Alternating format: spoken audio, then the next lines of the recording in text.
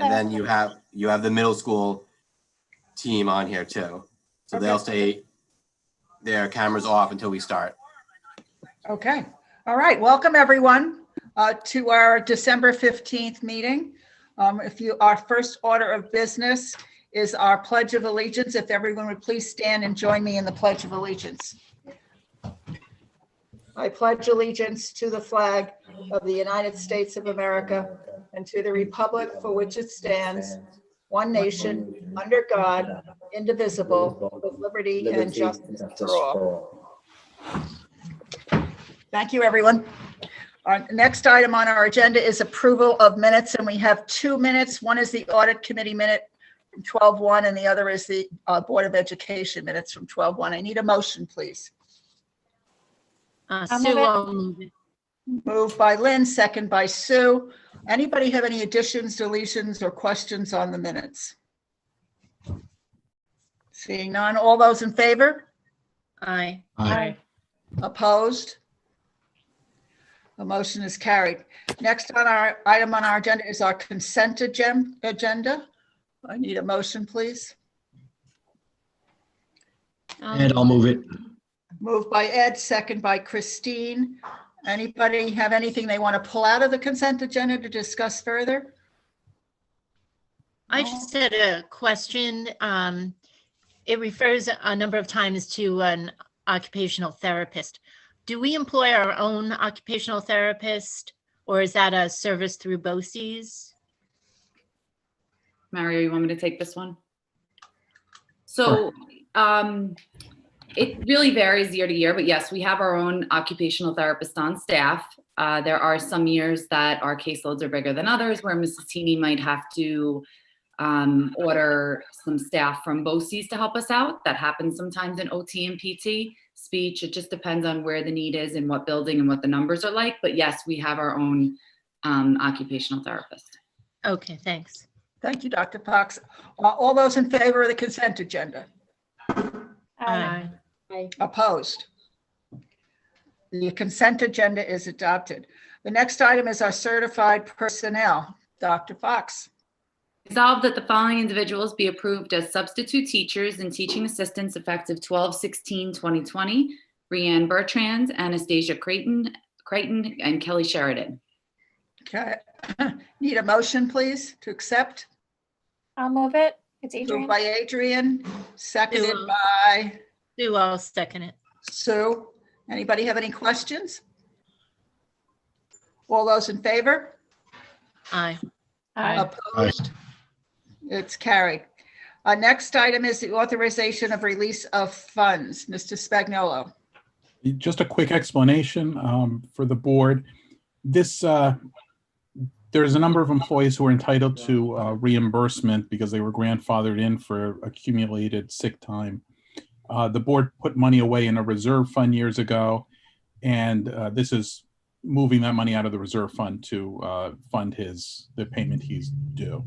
So, and I'll read it. Whereas the state permits school districts to establish certain reserves for accrued employee benefits, and whereas the district established an employee benefit accrued liabilities reserves EBLAR in June of 2018, and whereas an employee entitled to a benefit covered in EBLAR retired in September of 2020, now therefore be it resolved that the treasurer is hereby authorized to appropriate $39,618.93, the amount paid from the EBLAR fund for payment.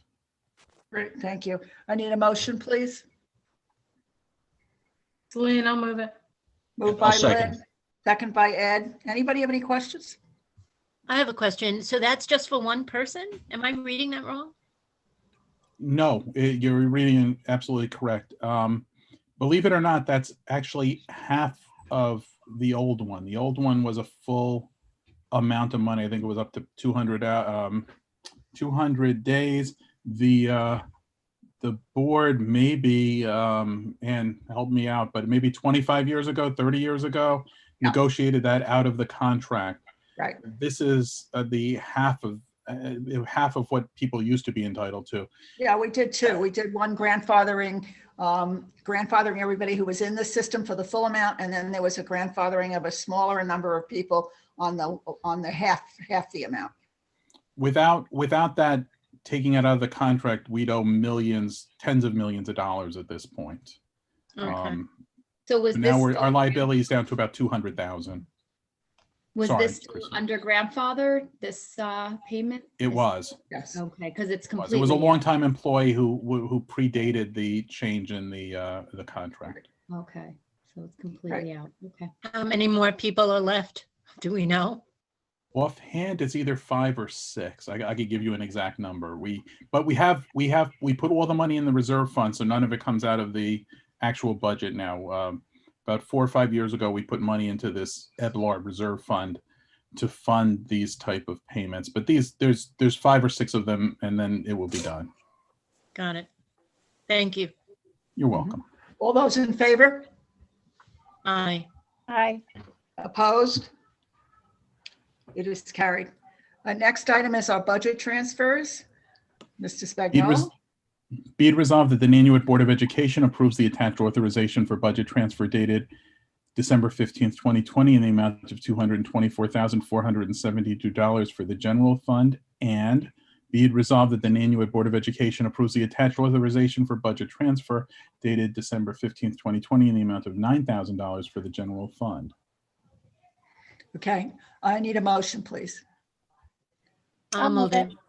Moved by Adrian, second by Sue. Anybody have any questions on this? All those in favor? Aye. Aye. Opposed? Motion is carried. Next item is our superintendent's report. All right, thank you, Ms. Byrne.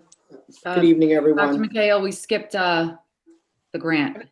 Oh, yes, number 7. Yep. Dr. Fox, do you want to take that? It's Sure. exciting.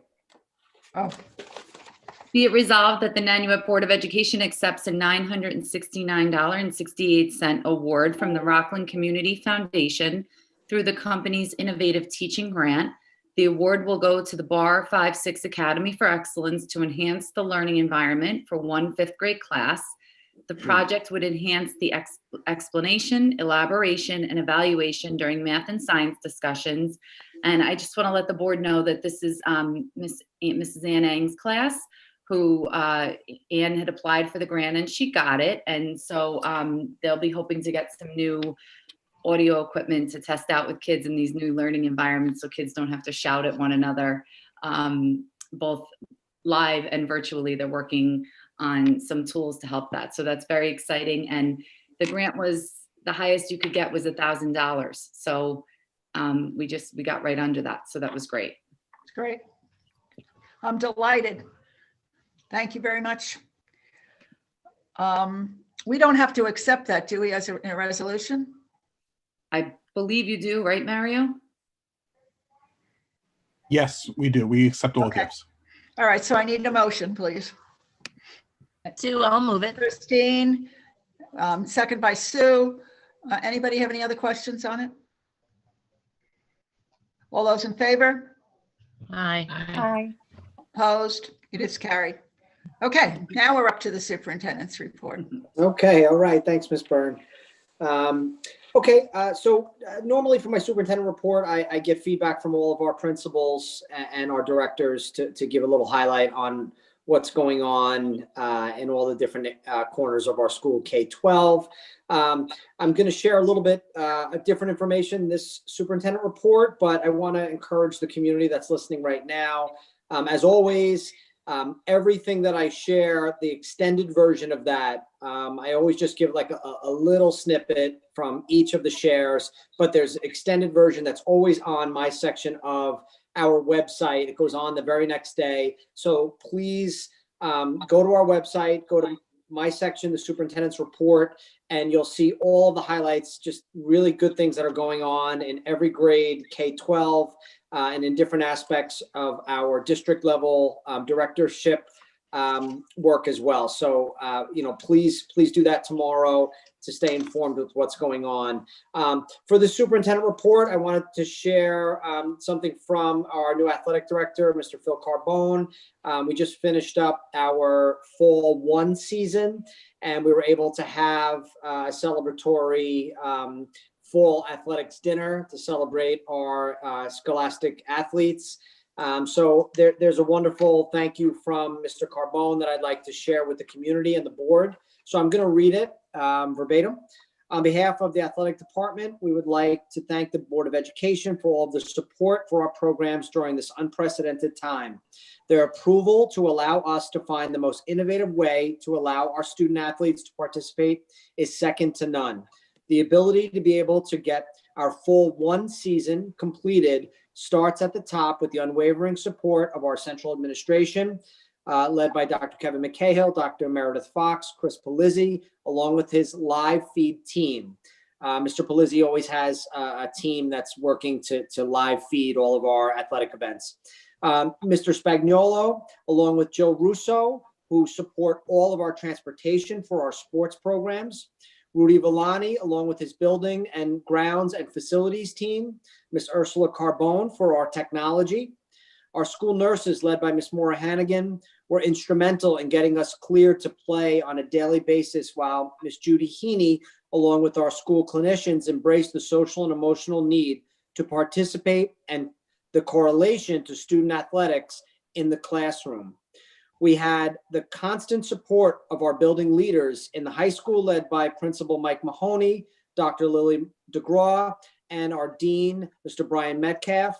In the middle school, Principal Roger Guccione, Principal Ann Chen, and our elementary schools, Principal Nancy Bonner, Assistant Principal Katie Leahy, and Principal Mary Ellen Griffin to make the necessary adjustments for the available spacing for all of our sports and practices. The Black and Gold Club, led by Miss Monica Whalen, continues to be a valued partner in assisting our coaches, players with any needs, such as helping with our live feeds, our award ceremonies. It truly takes a community effort to be successful, and we are fortunate that our parents, our teachers, our community leaders, bus drivers, custodial staff, and support services all value the sports programs and all they have to offer for our students and our staff.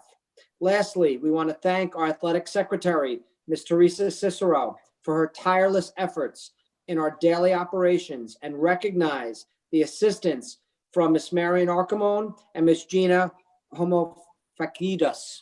I've been practicing that, Gina. Sorry if I messed it up.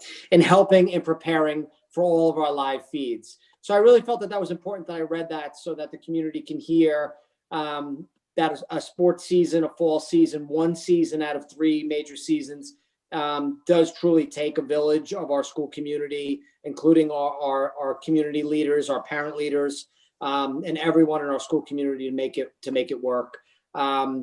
We've been calling it a fall one season, intentionally, because section 1 is talking about, knocking on wood, and sending all of our thoughts and prayers up that we will move beyond this pandemic, hopefully into the spring school year, where we might be able to revisit some of our traditional fall sports so that those student athletes can enjoy a more traditional experience as upperclassmen playing sports in the Hudson Valley in section 1. And hopefully we'll be able to do that before they walk across that graduation stage.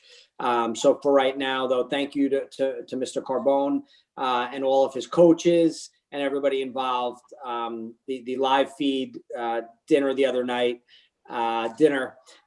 ceremony was fantastic. Thank you for being creative and innovative. The second thing that I want to say in my superintendent report is just an update to the community on our schools. We've been talking about phases. Phase 1 was our reopening, right? That started in September. Happy to say again, Nanuet was one of the first school districts to invite children into our schools. We, in fact, were the first school district to welcome children in to begin instruction immediately with no delay. We hit phase 2 recently in some of our schools. The GW Miller invited all their children back.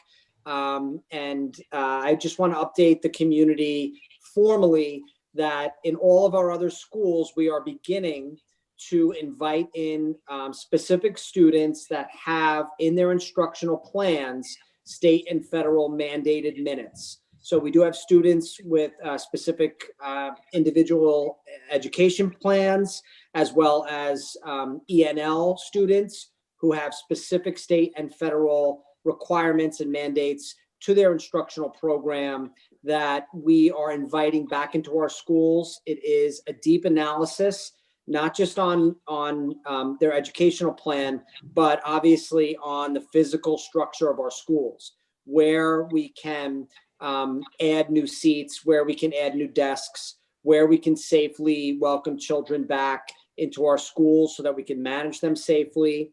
The reason why Governor Cuomo mentioned on Friday extensively, and then again on Monday, that schools are some of the safest places in society right now for children and teachers, is because we are, adhering to our 50%, our 6 feet.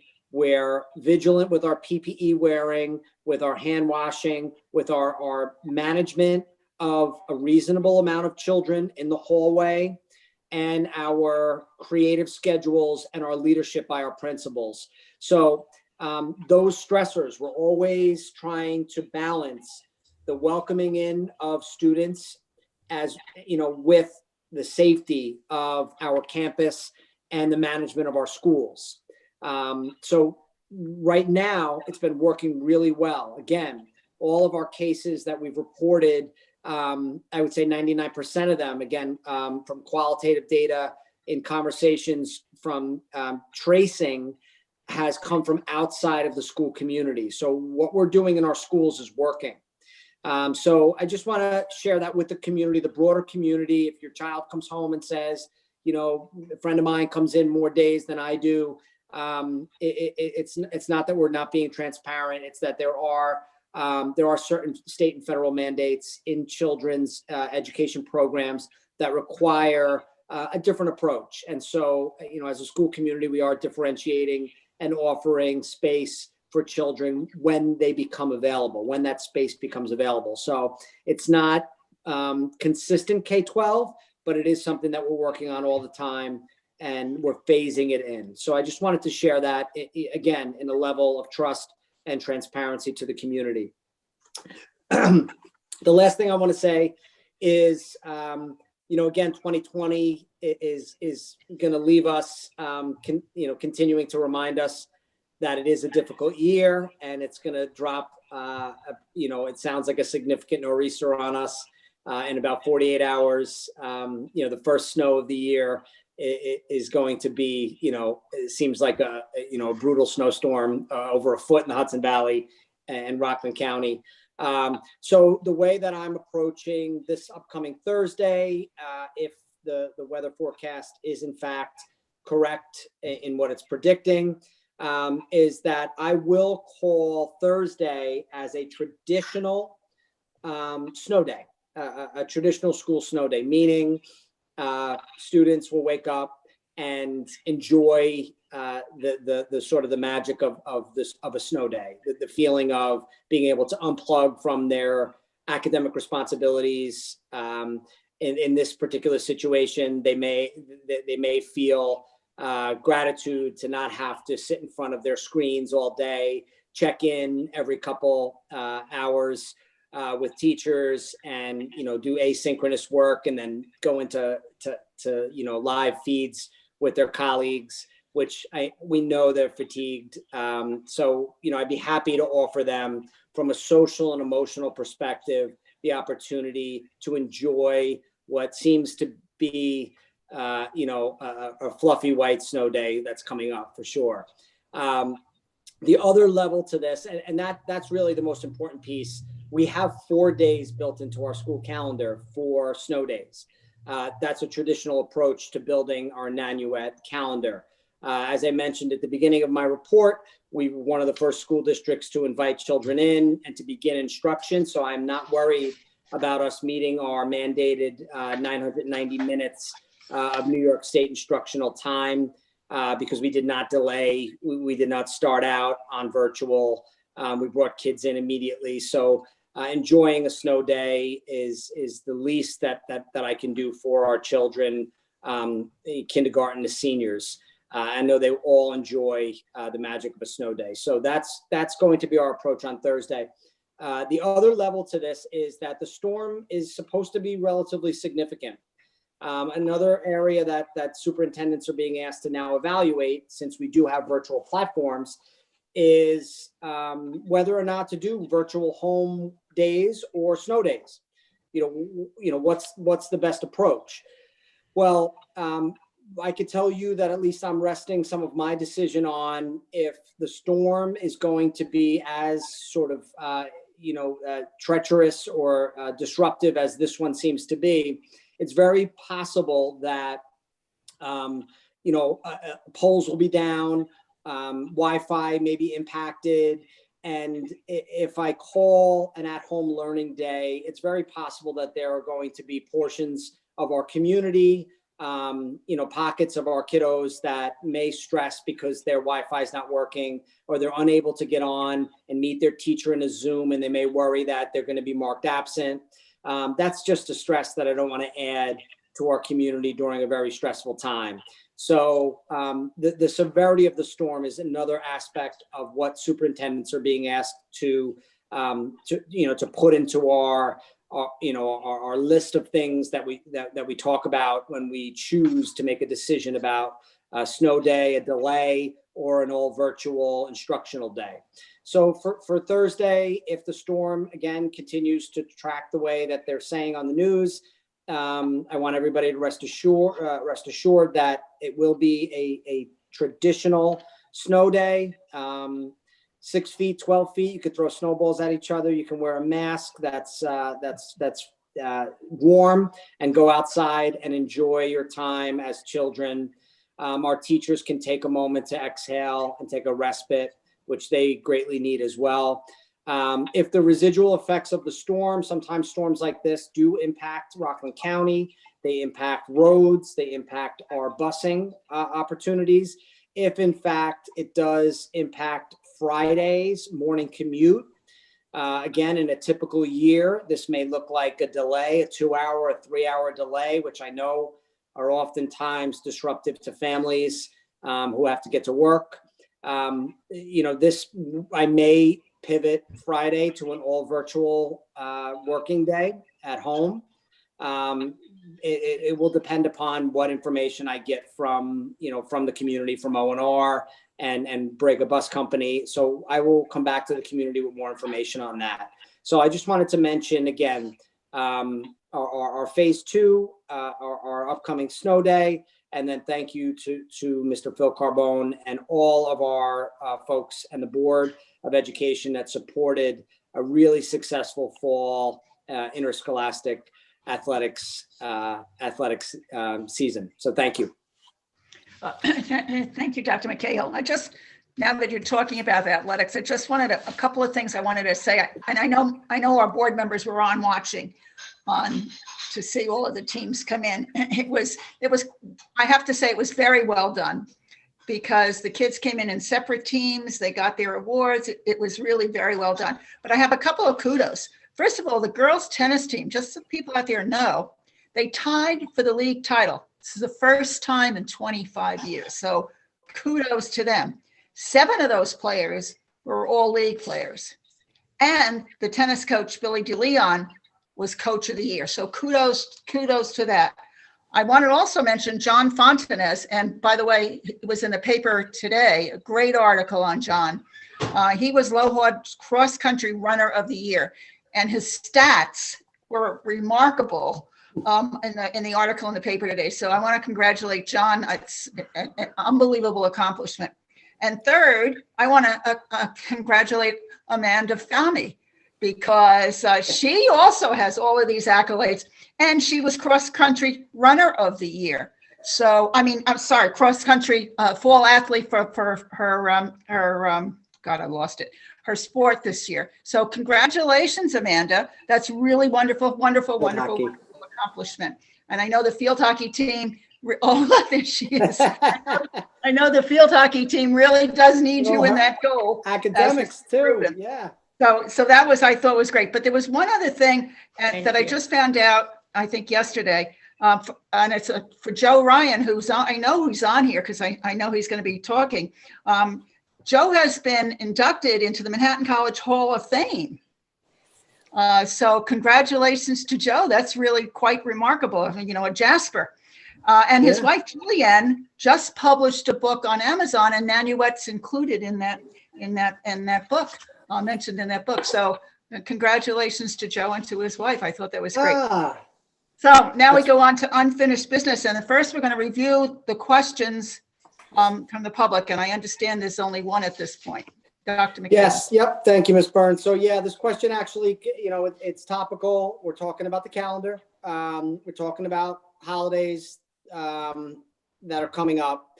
So we had one question from community member that I'm sure is speaking for many, asking, you know, will the school district follow its trend that we started with Thanksgiving, and also all the other school districts in the county, and extend the holiday calendar, you know, sort of in the interest of creating more of a pause to mitigate quarantining from potential gatherings during these popular holidays. So that was the question: is will Nanuet extend the calendar beyond the 4th, which is our return date after New Year's, to the 11th or beyond, like many of the school districts in the Hudson Valley. So, you know, I could just give the board, and I know we should talk about this for sure. I just want to give a little bit of data.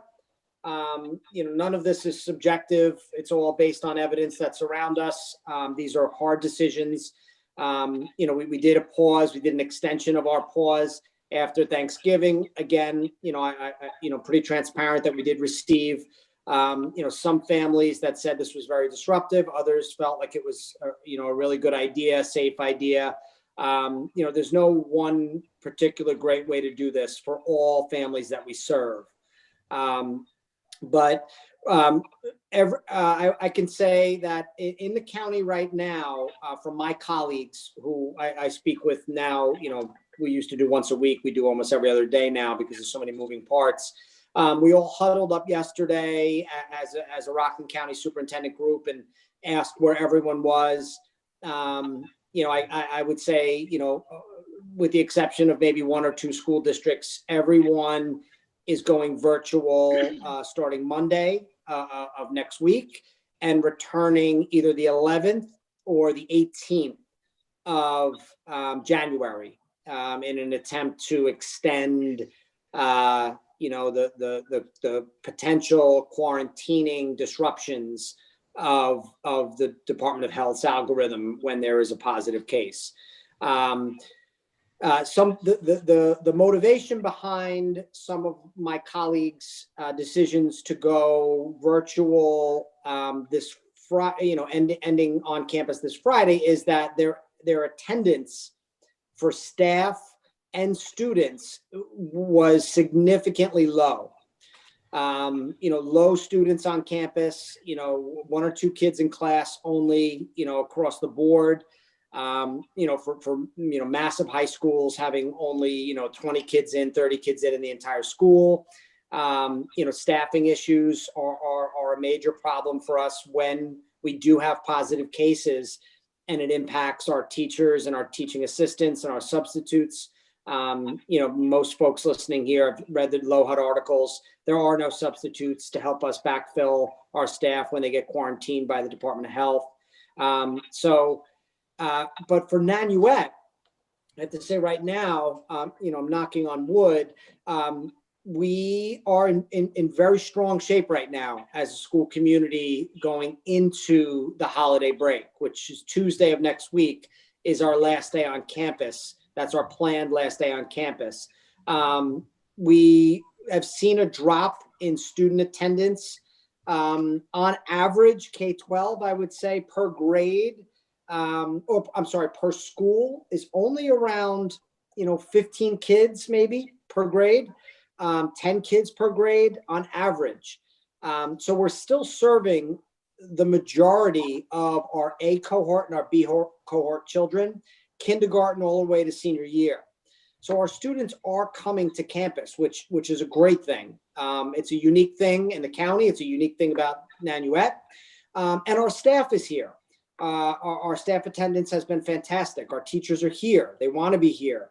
So as long as we don't have cases reported to us, again, which we can't control, tomorrow, Thursday, Friday, over the weekend, as long as we don't have cases reporting to us that cause us to contact trace, to then quarantine massive amounts of students and staff, I'm suggesting, I feel like we can continue on live with children until Tuesday, until our planned last day on campus. So that's a positive thing. I think right now, again, we don't have control over what we're going to hear from the Department of Health each day.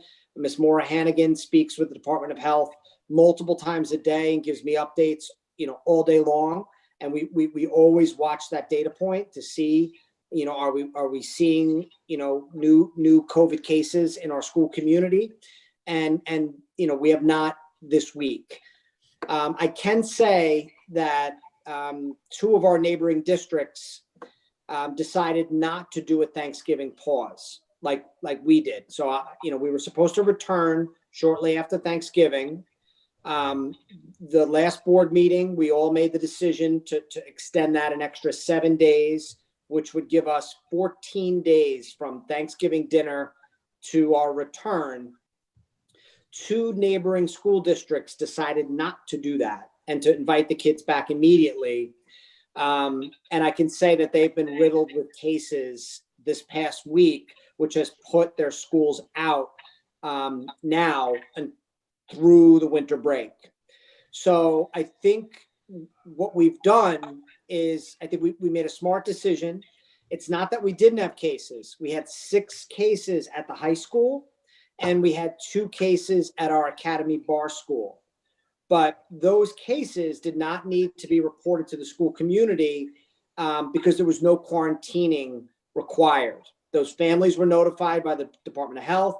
They had conversations with Ms. Maura Hannigan about their protocols for quarantining and to monitor their symptoms.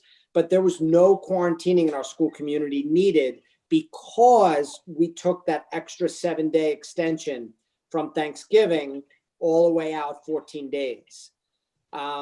So, if we're going to use data, I don't think that our schools are so empty where there's no value in being live now. I think that the kids are coming in. I think our staff's coming in.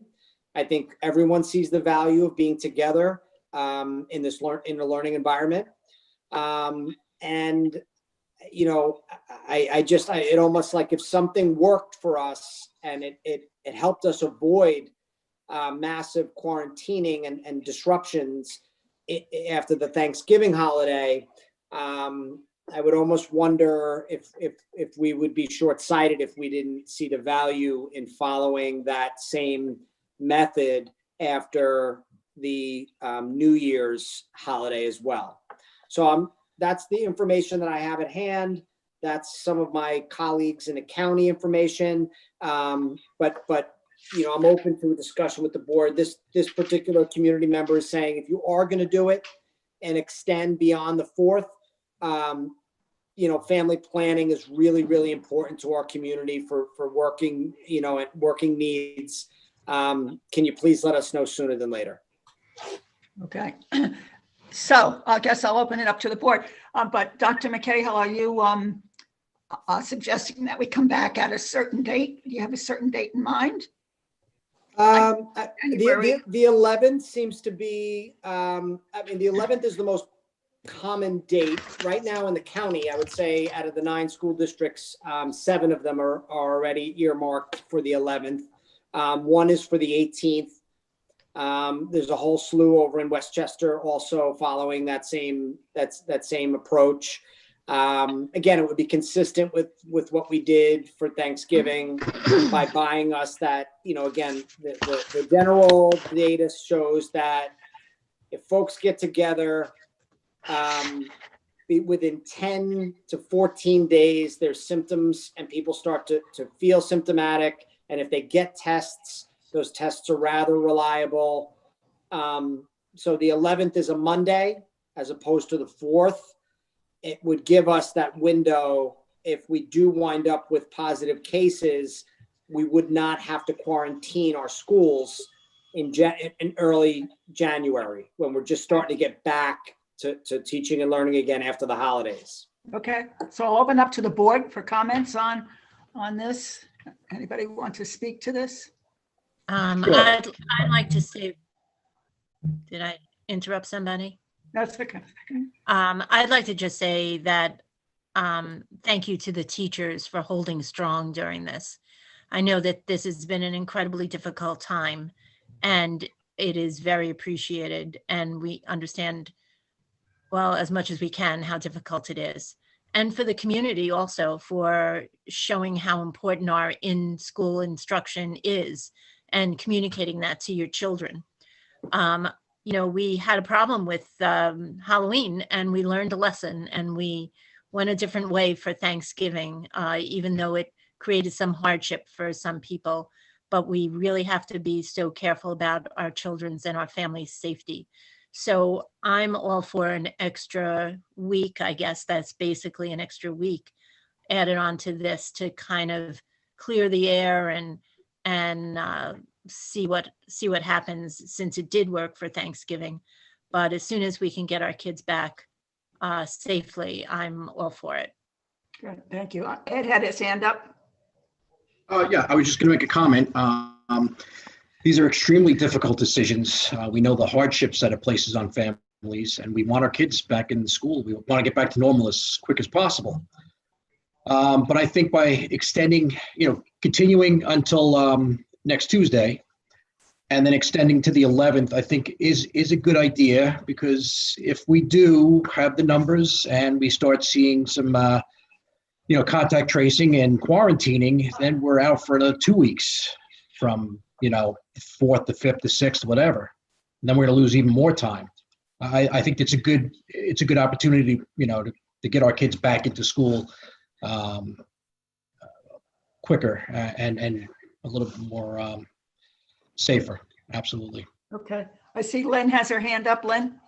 Yeah, I just think it's important. We need our kids in school, and I can see how, especially parents of younger kids, do need to be able to plan accordingly. So I think that the sooner we let them know, the better. So, and we need our teachers to stay healthy, or else none of this is going to work either. So we learned from our Thanksgiving pause, and I am also for holding out until the 11th. Great, thank you, Lynn. Hi. Christine? Adrian, you want to go first? Okay, Oh, go ahead. No, I'm in agreement with everything that's really being said, and I think this will hopefully give families a little more continuity or consistency, at least in their planning, because being in, being out, being out is a little inconsistent and difficult to keep up, I'm sure, with childcare and everything and planning. So I'm all for just that extra week, for now, and see, and hopefully we don't see too many cases during that time that we have to adjust that. Yeah. Great, thanks, Christine. Adrian? Yeah, I just wanted to add, Nanuet's doing it right. This district has been absolutely amazing. I share this all the time that, we're doing it right. The safety, the diligence. There's so much work that goes on behind the scenes to keep our kids in school that I know some parents and some of the community members can't recognize because they're not part of those day-to-day decisions. But the leadership team, administration, Dr. McCahill, the teachers, incredible, extremely trying times. Everybody wants a schedule and stability. It's very difficult to maintain, but we are creating a sense of normalcy to the best of our ability collectively, and being transparent with the community. Like, I think we're really adhering to what our parents want. I'm not speaking for everybody, can't make everybody happy, but during the break, we did see quite a number of cases pop up. So we were fortunate that our children were not in school at the time, because it would have risked more exposures, and that we would have had no consistency. We would have been open, closed, and it's a drain on our resources, the manpower. It's a lot. So I think we'll definitely benefit by extending the pause to the 11th. I'm in full agreement on that. Right. Right. Yeah, I agree with everything the board said. I think the more our kids are in, the better, but I also think we learned that you need that extra time to pause. And like Ed said, it means 1 week out rather than possibly 2, if they should, if we should have a lot of kids getting infected. And I think the teachers also need to have that time so that they can have that 10 days. So to make sure that they're not having symptoms and that they can be back. And kudos to our families and our children and our teachers and our principals and our central office, because it is a team effort. And Maura Hannigan has been the star about trying to keep everybody, in line and in whatever. So thank you to Maura as well. But I think Kevin, you see the whole board is in agreement with keeping us in school until the 23rd. I know Wednesdays at virtual, Tuesday in person, Wednesdays virtual, and then they're off until January 11th. I think that's what the board is talking. So I think that's great. Yep. Thank you all. Thanks for your support, and for the community out there. I know some of you, this is a hardship for you. Again, as the board, everyone reiterated, these are not easy decisions. This is not what we want. We want everyone here on campus every single day.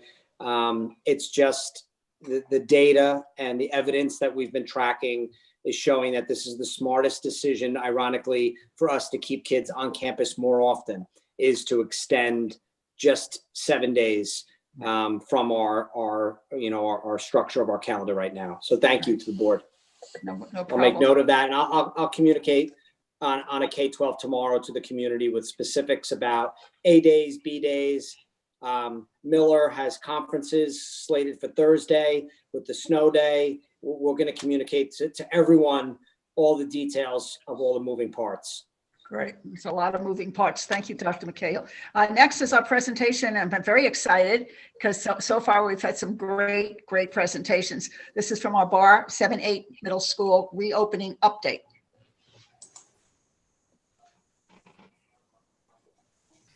I think this quote by Winston Churchill aptly describes the optimism and resulting perseverance of our department chairs and team leaders, who will be taking you on a journey to discuss student engagement in higher learning and virtual instruction, technology integration, creative lesson design, assessment, feedback, and student growth.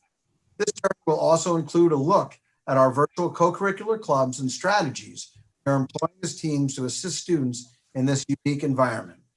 All of our department chairs will be available at the end of our presentation to answer any questions you may have. During the high school presentation, you're introduced to a multitude of technologies. During the middle school presentation, rather than focusing on the technologies again, we will focus on the application and enhancement of learning using our students and teachers to demonstrate. Our first 2 presenters will be Joe Ryan, our math department chair, followed by Gail Kearns, our English department chair. We'll be discussing assessments, feedback, and student growth. In both presentations, you see the use of data to drive and target instruction, as well as creative approaches to instruction. Mr. Ryan, please take us on the first leg of our journey. Okay.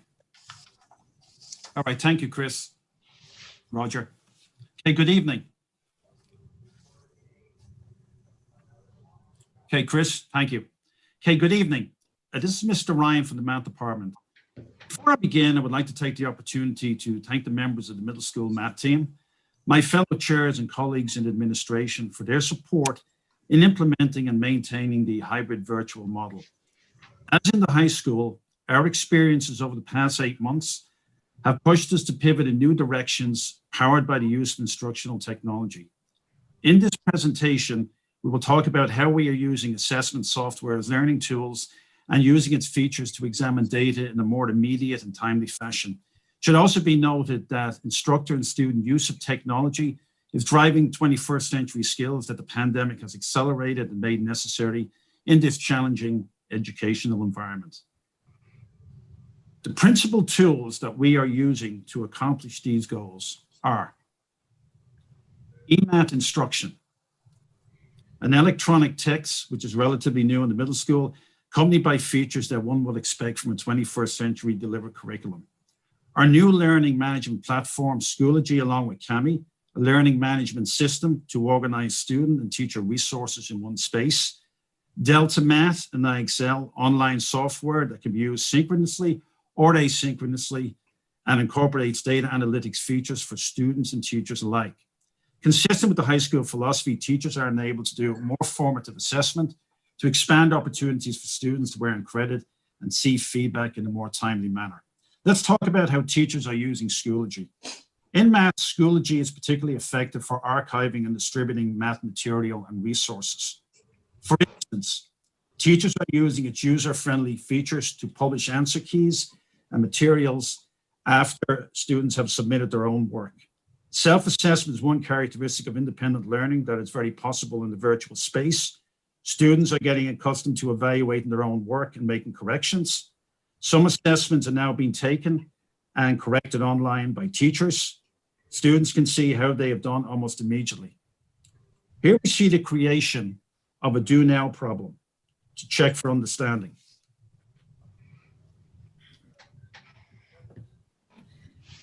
It's graded almost instantaneously for the student, and the teacher gets immediate feedback on the entire class. The net result of all this is that students can get graded work back faster while empowering teachers to use the data analytics tool embedded in Schoology to target instruction. A new feature that teachers are also working on is Kami. It allows students to submit documents online, similar to using a pen and paper format. What you are now looking at is a teacher using Kami to present a lesson while using its features to model 21st century skills for the students. Kami will allow students to digitally write on a document, type on a document, or insert photos of their work written with pen and paper. Both instructor and students, as shown here, can also manipulate diagrams in a two-dimensional space. It also should be noted that traditionally submitted math work online has been cumbersome due to the issue of manipulating and drawing mathematical symbols. Technologies such as tablets using digital pens and Kami goes a long way to eliminating this particular issue. Delta Math has been used in the high school for a while, and we introduced it to the middle school this spring after expanding its program to include 6 through 8 math material. Teachers are using it for a variety of purposes. Its self-assessment features, such as allowing multiple attempts during problem solving, short targeted video tutorials, and analysis of student responses as part of best practices in an independent environment. In addition, its presentation of problems in multiple formats is a notable and welcome feature. Here we see Mr. Kodo demonstrating how students have used Delta Math in one of his geometry lessons to visualize geometric concepts such as teaching students to measure angles using instructional technology. You have forgotten your protractor. And of course, you cannot share materials during the pandemic. Well, Delta Math has you covered, as you can see in the demonstration.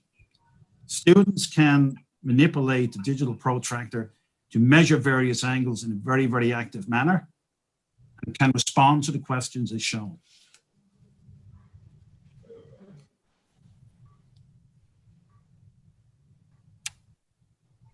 I would now like to turn your attention to the multiple uses of IXL. IXL, like Delta Math, can be used in an asynchronous and synchronous fashion using its comprehensive K through 12 modules. IXL has introduced a new feature called the Diagnostic Arena, which all of our middle school students have now taken. The purpose of this tool is to determine if students are on grade level, and it analyzes their performance by doing a strand analysis in a very particular way.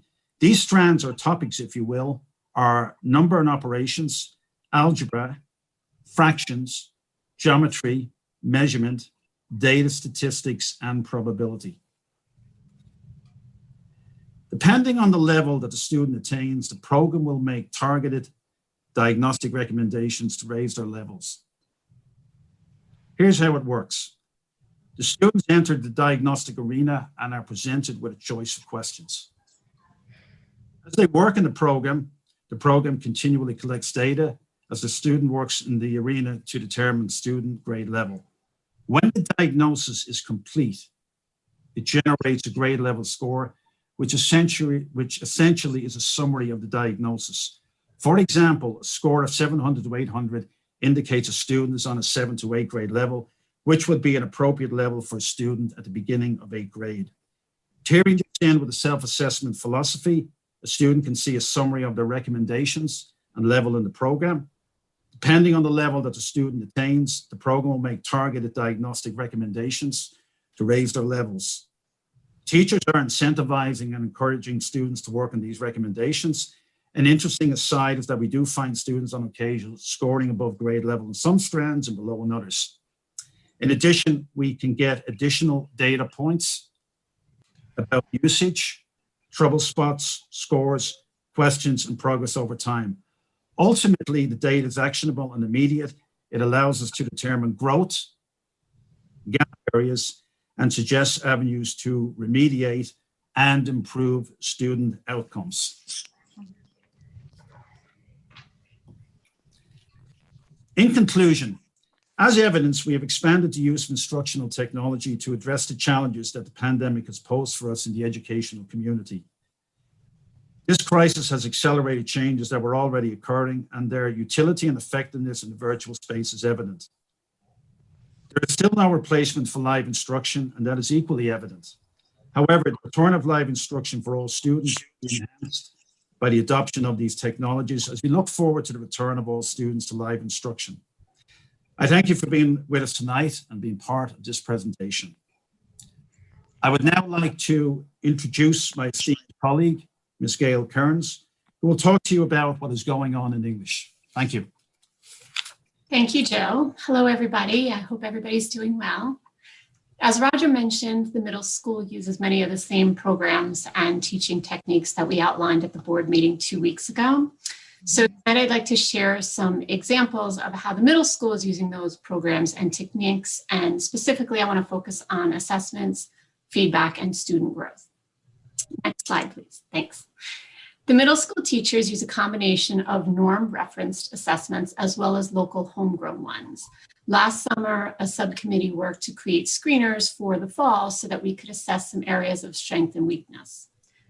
Common assessment for the fall, they were the same for grades 7 through 12. They included a reading comprehension section and a writing section. The students also wrote a letter to the teacher. We felt that the letter to the teacher was a great way to assess the students' writing while at the same time getting to know them as learners and individuals. And the letter actually turned out to be a great way to gather information from students about how they dealt with remote learning and how they were coping with the pandemic. At the time of the first common assessment, we used Google to administer it, but we've now switched over to Schoology, which allows teachers to provide students with their modifications, even if they're remote. Mrs. Hallenbach shared that she's able to use the video and audio components on Schoology to provide modifications to her students. Hi everyone, this is Mrs. Hallenbeck. I just wanted to let you know how I use the Schoology assessments in my classroom. One of the ways that I use the assessment is by providing a vocabulary pretest for certain topics, for certain stories, for certain activities that I do, and post-tests. I can also embed audio. So the student just clicks on the audio and the question is read to them. And I can also embed visuals, which is very helpful in order for me to be able to differentiate my assessments. Sometimes in my classroom, I'll have 2 or 3 different types of assessments, one with just audio and one with both audio and visual, depending on the learning needs of my students and the assessment needs of my students. And that's the beauty of Schoology. It allows for these accommodations to take place. In addition to the homegrown assessments, the students participate in the Achieve Level Set and weekly assignments, and the third data point we use is AimsWeb. Next slide, please. Here are some examples of questions that we had on the fall common assessment for the reading comprehension portion. Thank you. And here is the short response from the assessment from the fall. After the assessments are given, teachers gather and review the data. This year, the middle school teachers are focusing on their DDI process as their PGP. I shared the way that the high school teachers have been collecting data, and you could see it here. These spreadsheets enable us to put student info into one spot. We can highlight students that were remote at the time of testing and add other notes that would be important for the teacher to know. Each time we give a common assessment, we can add another data column and color code it according to the criteria that we establish. In this case, it's below standards was red, meet standards was yellow, and exceed standards was green, so it just visually pops from the page. We are also able to include Lexile levels from Achieve. As the students move to the next year, the document is shared with the next group of teachers and a new page is added. You can change the slide, please. As students move up to the high school, we continue to add results to the common assessments, or of the common assessments, and standardized tests like the PSATs, which informs our recommendations for AP classes. Now that the middle school teachers are working with the same type of document, we have one spot we can look to see the students' progress over time. Next slide, please. The teachers also note trends on the common document seen here.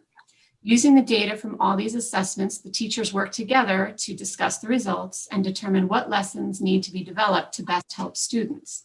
I'd like to share some of that work with you now. Next slide. As you can see, Ms. Henshaw used the data from the reading assessment to form groups when the students were reading The Highwayman. Next slide. She grouped the students and they were assigned questions based on the difficulty. Each group had to analyze the passage and respond to the leveled questions. Mrs. Stefanoff differentiated her lessons based on the data she received from the assessments. She created a 2-day rotation of introductory activities for a novel unit. Activities included digital reading links to articles, read-alouds of the articles, Google Forms to collect answers, and videos that provided background information. Mrs. Stefanoff used breakout rooms on Zoom so that she was able to check in and either provide support or enrich the students. Mrs. Tejada used the data to differentiate text for students when teaching about theme. She put students in breakout groups and had the different groups read a text based on their level. Some students, for example, read poems for the activity, while others who needed more support read a summary of the poem. When comparing, the teachers felt that the results from the reading assessment were similar to other years. However, they noticed some areas of weakness in writing. To support the students in their writing, they are using several strategies. Ms. Henshaw shared some examples of using Google Docs to give students feedback. Because Google Docs are live documents, the teachers have used them as a way to provide interactive feedback or an ongoing conversation with students about their writing. Ms. Tejada also uses Google Docs for quick writing reminders, student work, and feedback. Mrs. Stefanoff made this video based on the students' first short response sample. Initially, the class average was a 67%, so Mrs. Stefanoff assessed the weaknesses and offered support to the students through Schoology. She initially taught this lesson live, but then she put all the materials on Schoology so that the students could go back and access it whenever they needed to.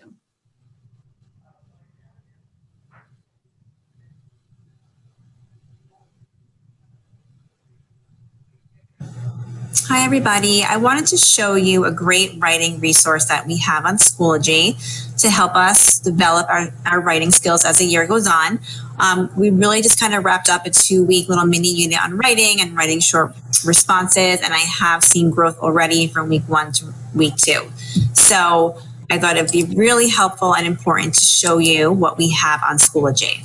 So I logged into period 1, but again, all class periods will have this folder. So you're going to scroll down, and I made it pop out in purple. So in purple, it's going to say writing support.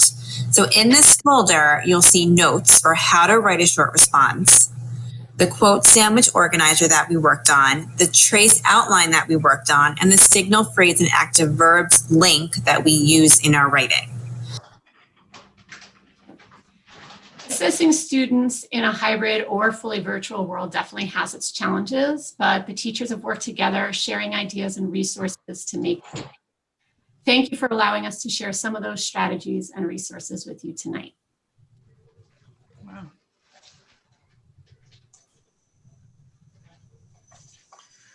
One of the most important components of middle-level education is the inclusion of the teaming model.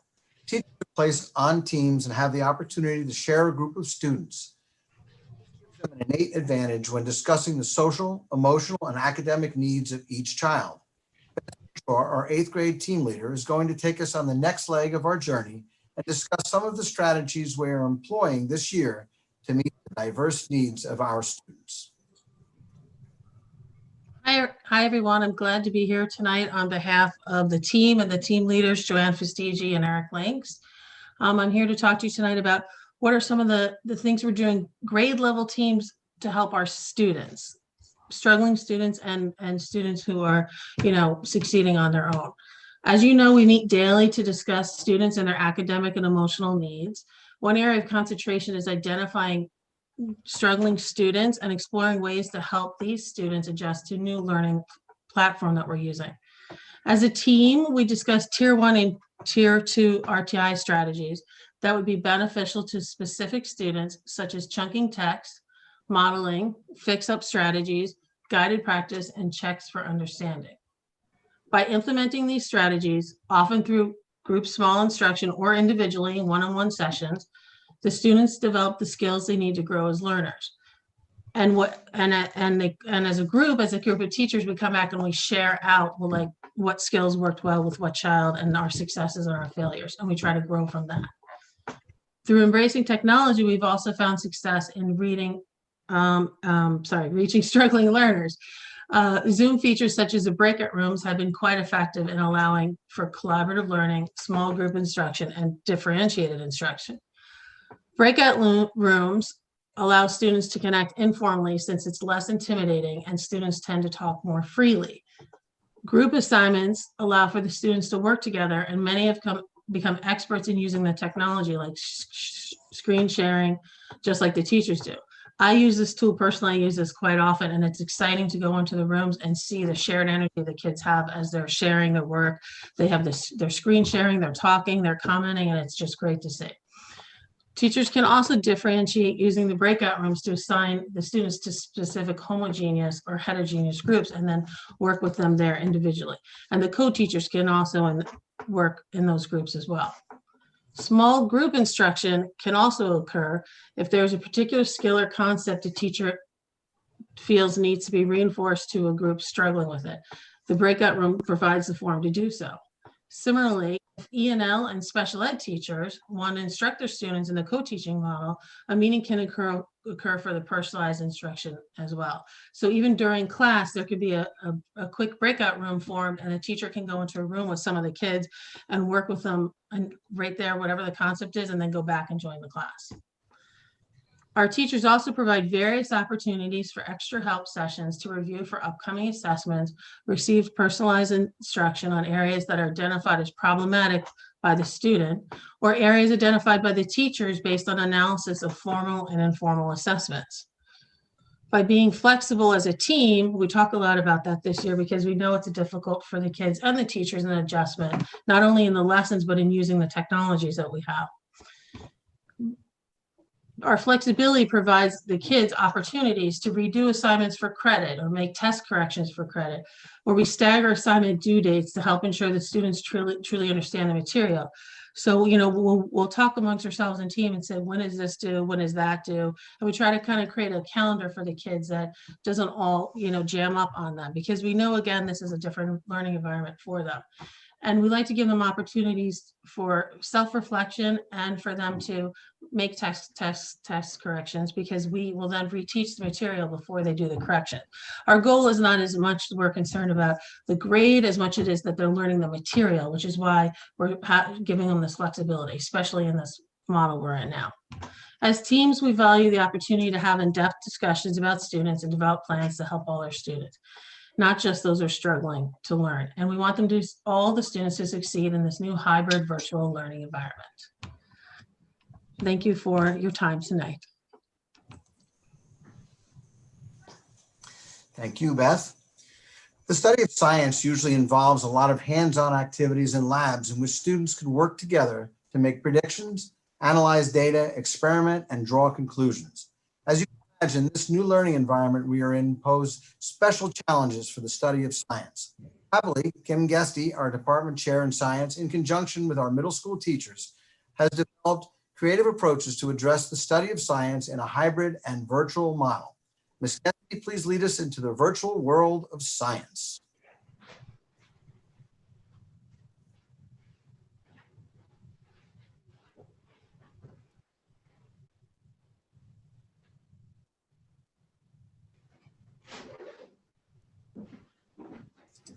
Oh, Kim, just unmute yourself. Thanks, Chris. Can you just go back one slide, please? Thank you. The different techniques to engage virtual students were discussed at the last Board of Education meeting. Rather than reiterate that information, I would like to give specific examples of how middle school science teachers are engaging virtual students.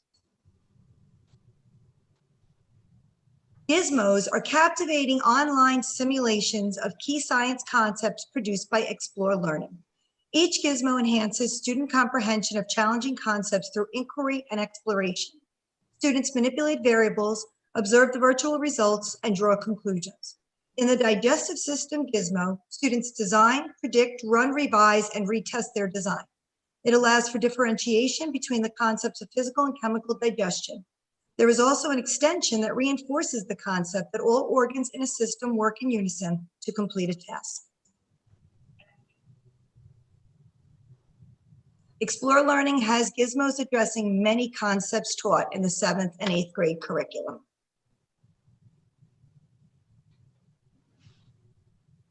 In order to achieve an understanding for how we move, 7th grade students virtually participate in a turkey wing dissection. The different muscles and bones are identified, and the interconnectedness of the muscular and skeletal systems is discussed again, highlighting the importance of unison within an organism.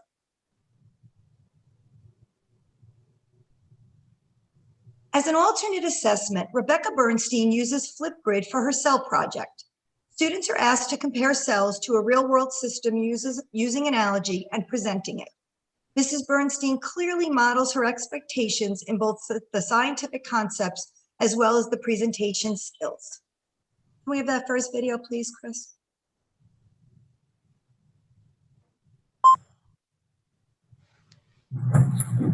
Hi, everybody. It's Ms. Bernstein, and I wanted to take a few minutes to explain to you how to use the Flipgrid and show you just a model of what you would do for your cell project. And we're going to be watching these together in class. So you will have 2 minutes to record a Flipgrid, and it's really easy. Just click on the link. You'll be able to open the video, and there's a little timer on the upper right that will tell you how much time there is. So my expectation is that we see your project. So you should be holding it up somewhat like this, or you could even have somebody at home help you by holding it up, and we should see you as well. And you guys should have 6 organelles for your project. So what you're going to do when you present is you're going to tell us what you're comparing the cell to. So I compared the cell to a castle. This is the example that I used in class. So then I'm going to say I compared the cell to a castle, and this is how the organelles work together. Students embrace the project and display a deep understanding of the material. Second video, please.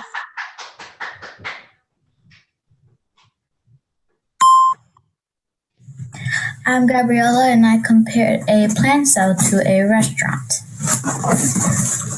The walls of a restaurant is like the cell walls of a plant cell because the walls of a restaurant supports the structure of the building.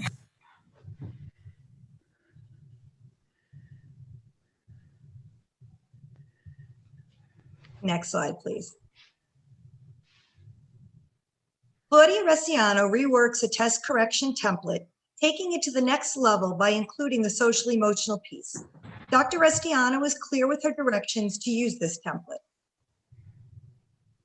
Students are to identify the question that was marked wrong, add the correct response, and explain why that response is correct. Next slide, please. The last part, the self-evaluation, is to be completed by all students, even those with a perfect test. The 8th graders participated in a tomatosphere seed investigation. This study is in partnership with NASA, the CSA, Canadian Space Agency, and the Center for Advancement in Science and Space. As part of this study, students planted seeds that are from the International Space Station to compare the germination rates with seeds from Earth. The students completed the study and sent the results to Tomatosphere. The tomato plants will continue to grow in both the classroom and greenhouse. So the students will be able to observe whether the space plants or the Earth plants produce more tomatoes and or bigger ones. 8th grade students were able to create matter, public, in the privacy of their own homes with this at-home lab. The lab parallels the Earth's composition while practicing the steps of the scientific method. By producing and testing this matter under different conditions, students are able to relate the data collected to the characteristics of the Earth's mantle and core.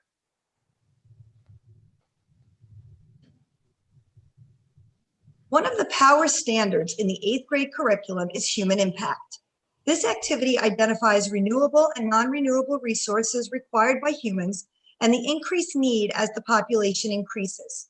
With the increase in need, damage to the Earth amplifies because of activities such as mining, which leads to loss of habitat and possibly extinction.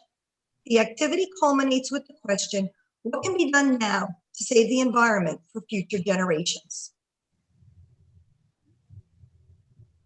Because of its importance, a similar mineral mining lab is used with earth science students.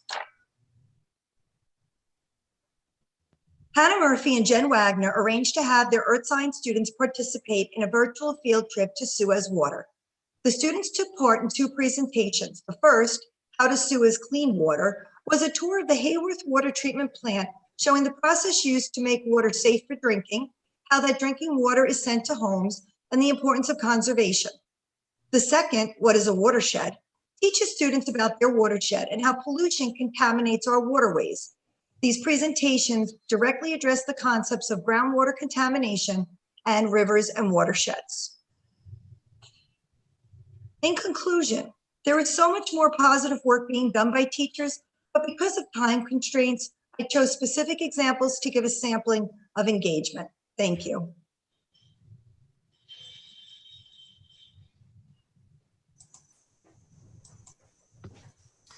Typically, the study of world language includes a lot of conversation, so the students can practice their speaking and listening skills. With many students studying virtually, one of the biggest challenges is to provide opportunities for students to practice these valuable skills. Amy Chipperino, our world language chair, will talk about the different technologies used to assist in this process and provide language instruction that is productive and engaging for our students. Thank you, Roger. Chris, could you go back one, please? Thank you. In our current learning model, all teachers are facing challenges when working with students and technology in terms of the integrity of student work. Next slide. One significant challenge for teachers in the World Languages Department is that the technology which is available to students makes it difficult for teachers to determine whether students have learned the material and can use it independently, or whether the technology is doing the work for them. Google Translate and autocorrect settings for languages other than English allow students to complete work without truly thinking about what they've learned and applying it to the tasks they are given. These devices also give students a false sense of security so that when they find that they must interact with a language in a spontaneous situation, they often have a difficult time producing the language. Another challenge is that it is difficult to engage students in spontaneous conversations, both virtually and in person. Poor audio connections, mask wearing, noise from univents and fans are all factors that pose challenges to both teachers and students in the areas of speaking and listening. However, teachers in the World Languages Department are meeting with success as they use new technologies and they reinvent ways to use technology that they've used in the past. One area in which French and Spanish teachers are meeting with success is in the use of authentic materials.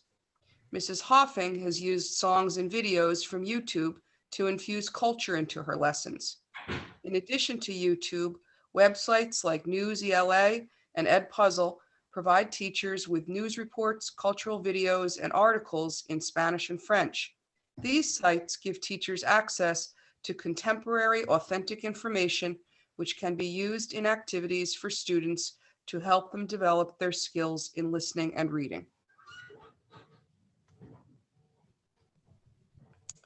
The French and Spanish teachers at the middle school are also finding success in using technology to help students reinforce content and practice language skills.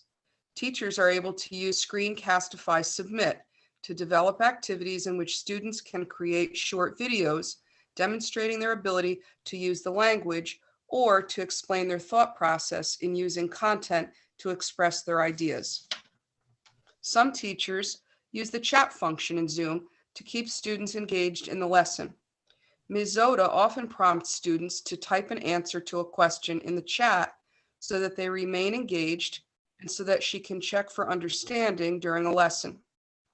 Mr. Silverman has created activities using Kami, an application that allows students to manipulate a PDF. This is particularly helpful to engage students in reading activities.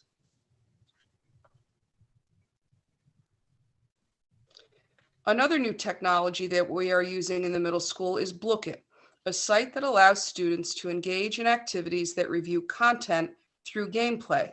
This has proven to be an excellent way to both motivate and engage students. We are also looking forward to using Boom Cards this year.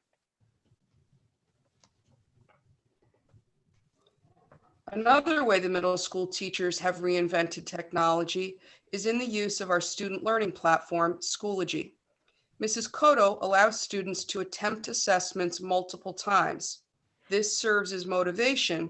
It helps students to develop grit, and it provides students with the opportunity to work toward mastery. One last technology reinvention is the use of pixel art to create image reveal, self-checking exercises for students. In this example, Ms. Zoda's students were practicing stem changing verbs. As you can see, the questions appear in the left-hand column.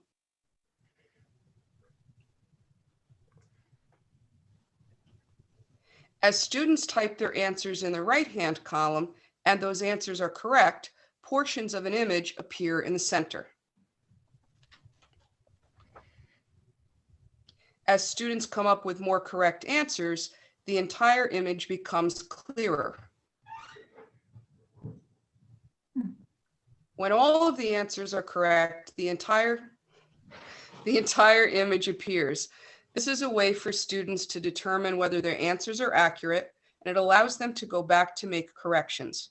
Ms. Zoda finished this activity by having students respond to the prompt, "I give thanks for," in Spanish, helping them connect what they are learning with their own lives.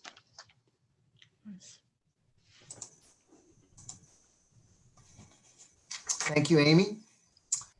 The study of social studies in the virtual world presents a challenge since so much of the curriculum involves presentation, debate, and student interactions.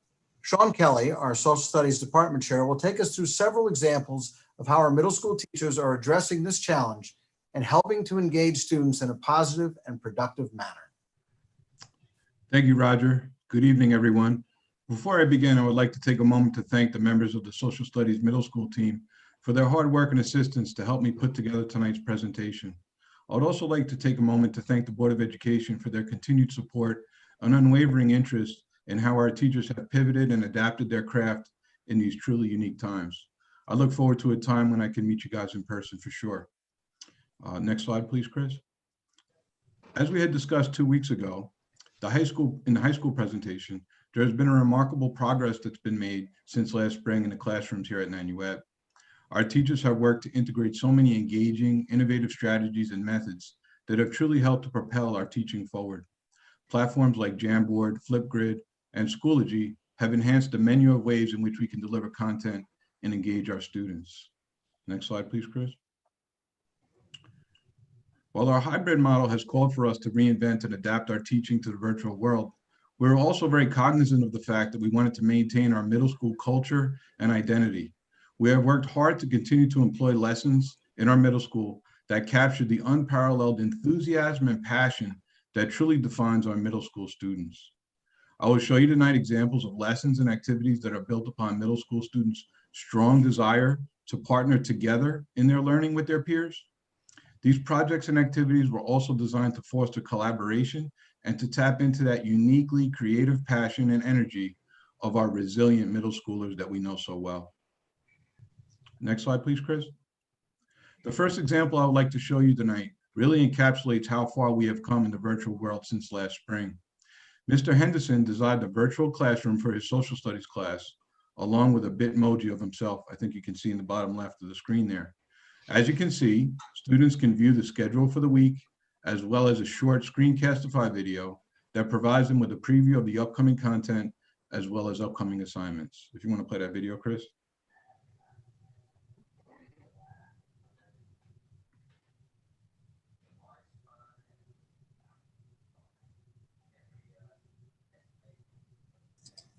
Sorry, Sean, it didn't play. Okay, that's okay. But the video, as I said, it provides a preview of content and provides just a little bit of a general knowledge of what the students are going to be studying in the upcoming unit. So a really creative way to interact with the middle schoolers for sure. So I guess we'll move to the next slide there, Chris. Thank you. Project-based learning has also proven to be an effective tool in a hybrid model. After extensive PBL training over the summer, we have tried to use project-based learning as a vehicle in the virtual world to engage students and encourage student independent learning. Mr. Henderson's class participated in a project-based learning activity that had to do with the 2020 presidential election. Students worked to research the issues and present their opinions. They were truly engaged and learned a tremendous amount about the electoral process. Next slide, please. Teachers have also worked hard to connect our online learners and our in-person learners in the same activities during the same class time. As you can imagine, this is no easy task. Ms. Alcantara adapted her lesson on the Native Americans and placed the students into groups using Zoom breakout rooms. Some of the students were in school while others were at home. As you can see, each group was able to work together to investigate and research their part of the activity and present their findings via Zoom. It's truly amazing to watch how our teachers have been able to combine and connect these groups of students and deliver their lessons seamlessly. Next slide, please.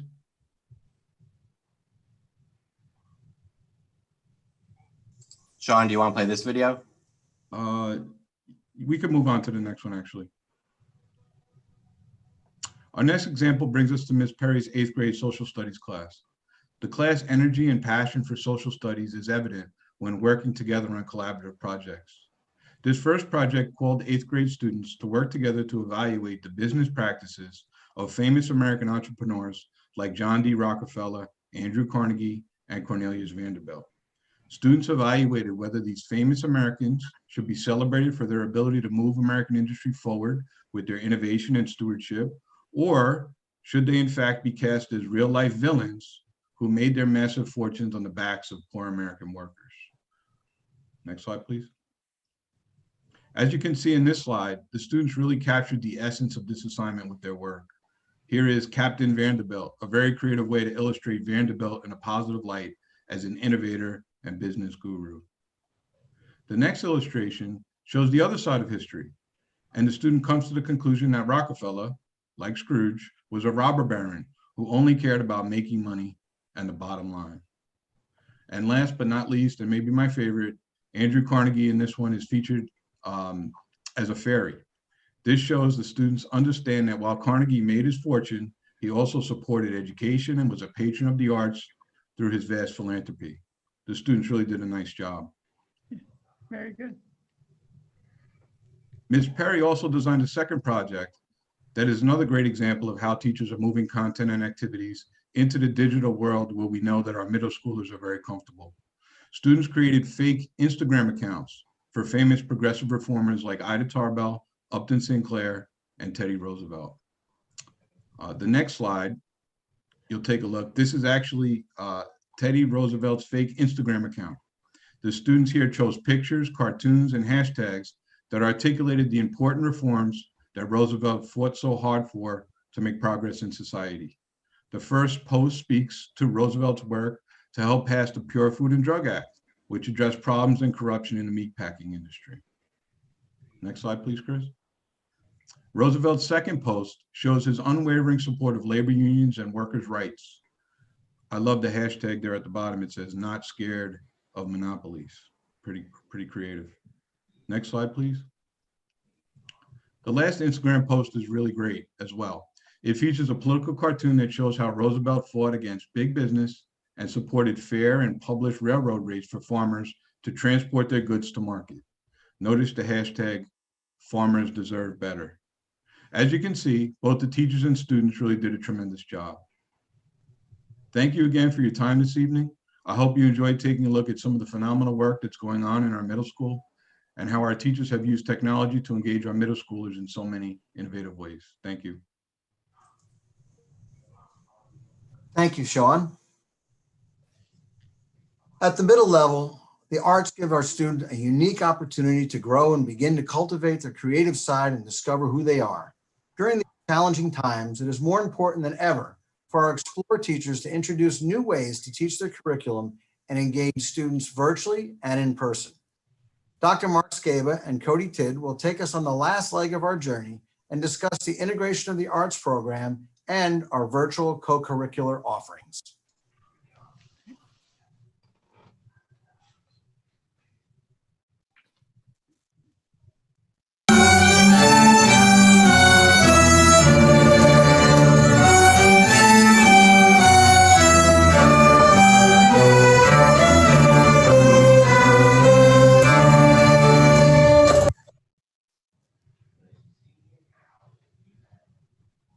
All right, good evening. This is Mark Scaba and Cody Tidd. We are opened up our discussion of engaging students in Explore classes with some of Nurkit Luxem's 8th grade orchestra class. Sounds like they were learning some Frosty the Snowman. Last time we did a lot of the talking, so this time we thought it would be best to let our students do the talking through their work. Our teachers have been hard at work to modify and adjust all of the lessons so that our doing in our Explore classes have been made safe and meaningful encounters with the arts in these new learning environments.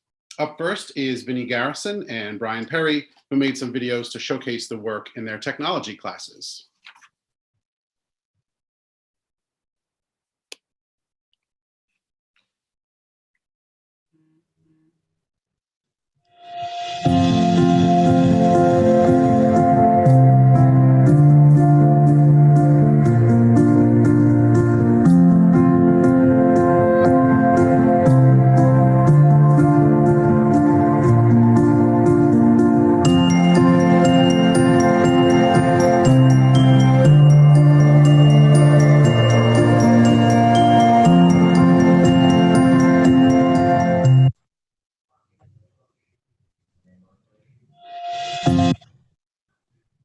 That's so cool.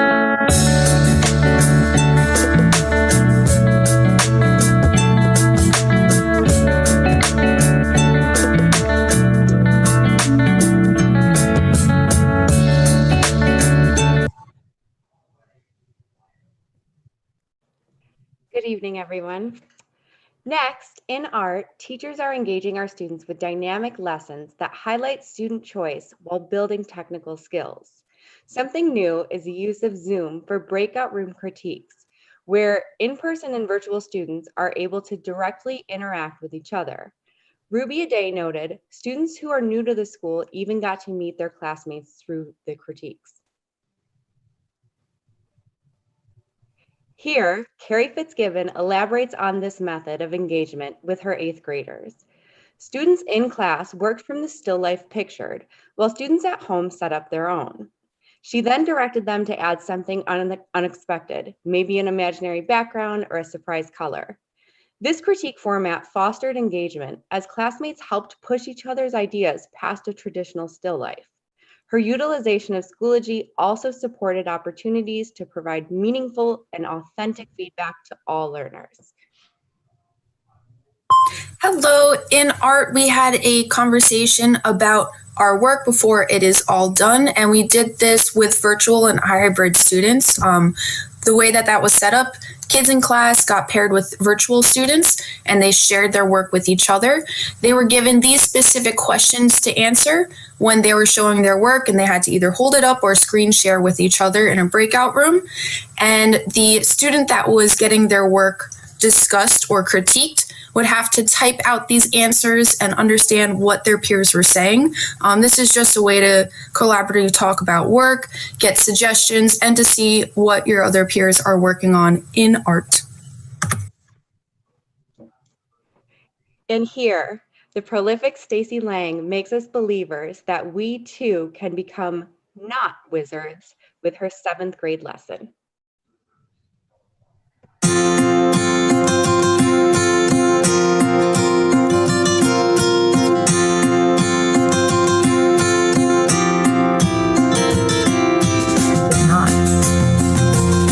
I think I did.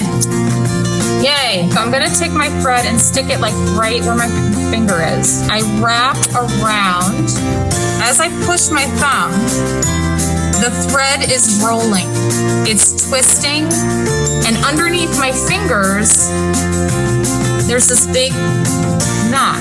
Yes, Emma, you're a knot wizard. Can you show that here? Can everyone see? Emma's a knot wizard. Okay. Underneath, and I pull. And then I'm going to poke through the other hole and pull all the way to the back.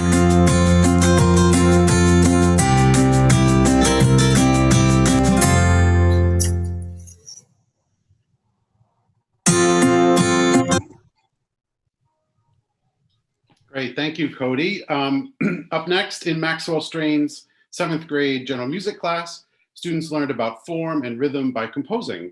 They made their own instruments and developed their own notation system, which allowed students of all ability levels to engage in the project. They were able to work in person in small groups to compose and record and share, while students at home participated in Zoom groups or worked solo. Here is an audio clip of one of the home projects.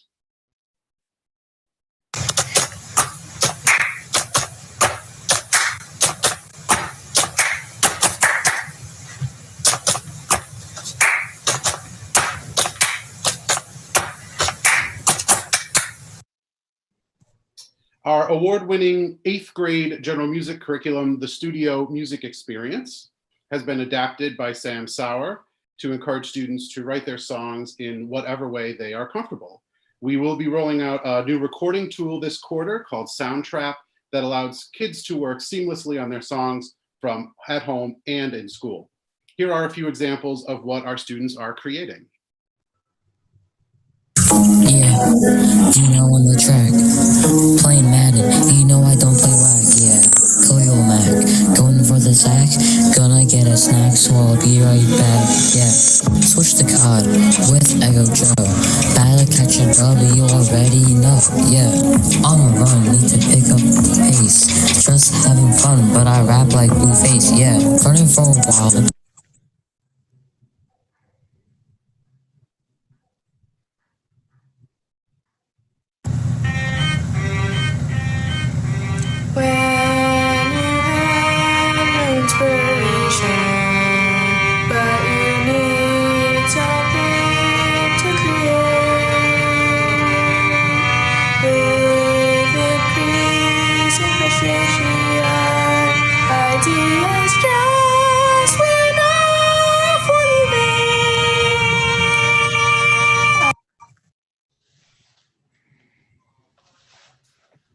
In our ensemble classes, we are engaging kids with music as best we can in this learning environment. The precious little time we have in person is spent playing and singing together, something we miss in the virtual space.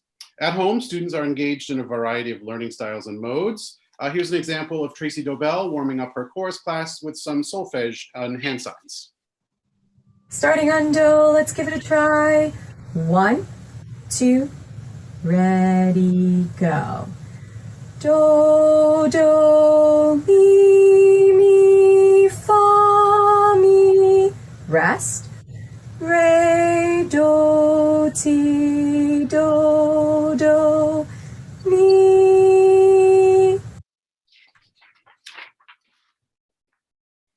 We saw a clip from an orchestra class at the beginning of our presentation.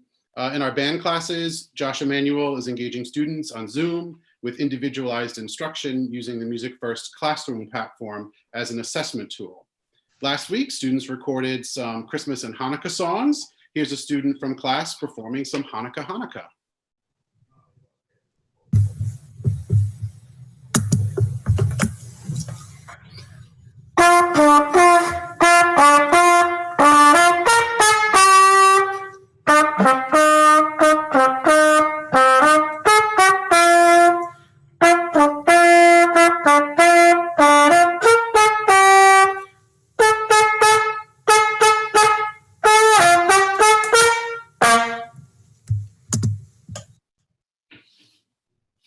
Our bar extracurricular clubs and ensembles are up and running virtually, engaging students in a social atmosphere that is full of enrichment, community service, and performing.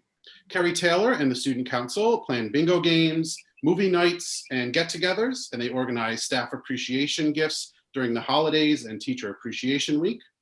The Red Club is representing everyone's differences. This club allows everyone to not only celebrate their own differences, but also gives the children a chance to learn about others. They're working on plans for guest speakers and events to recognize and learn about diverse cultural traditions. Josh Emanuel's Video Production Club started off the year making About Me videos. So here's a little of what they've done so far. Hello, I am going to share about myself. Hi, my name's Jake. I have a pet bunny and I'm in 6th grade.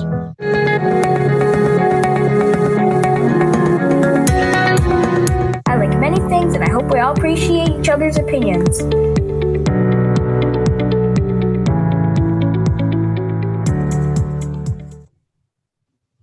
I think that might be my favorite. Did you go back a slide, Chris? I think, did we miss one? Yeah, here we go. So led by Nanuet Luxem and Melanie Sadoff, our Big Musicians program has gone remote. They pair up high school mentors with middle school musicians for weekly tutoring. I could go on at length about all of the amazingly positive ways that this program benefits our student musicians in our school. But here's just a quick sample of what our Big Musicians are doing each week. The first Noel, we have B flat and E flat. It's in 3/4. And we've played this song before, so we both know how it goes. So we'll take it at like a 1, 2, 3 kind of pace. Is that okay with you? Yeah, that's okay. Okay. So I'll count us off with a 1, 2, 3. 1, 2. Wow,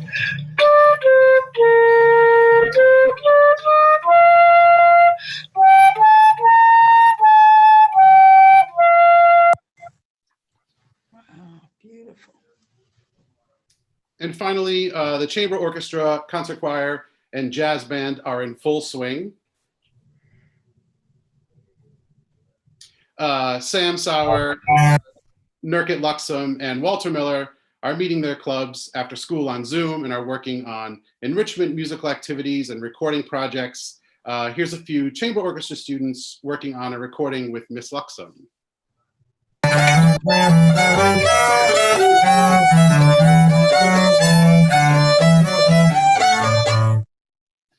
In all of these examples, you've seen kids exploring their talents. Part of what makes this school so special is the space that we create for middle school age children to discover what's inside of them and what person they want to become. I don't have to tell you that learning through the arts is mindful, and in these difficult times, learning about ourselves is more important than ever. Thank you very much, and back to you, Roger. Wow. Thank you very much, Mark and Cody. I would like to take this opportunity to thank all of our 712 department chairs and team leaders for presenting all this exciting information tonight. They have stepped up to meet the challenges during this pandemic to successfully lead their departments and teams. I also want to thank the terrific staff we have at the middle school for their contributions to tonight's presentation and for all of the wonderful adjustments they have made to their instruction to address the needs of their students. And finally, I would like to thank the Board of Education and Central Office administrators for their support during these challenging times. Of special note, Chris Polizzi's PD has been outstanding. So thank you, Chris. At this time, I'd like to entertain any questions you have for our department chairs. Ed? Great job, guys. Obviously, it's taken a lot of work to find these resources and aids and apps and everything to reinvent the whole teaching. But I was just wondering, all these new,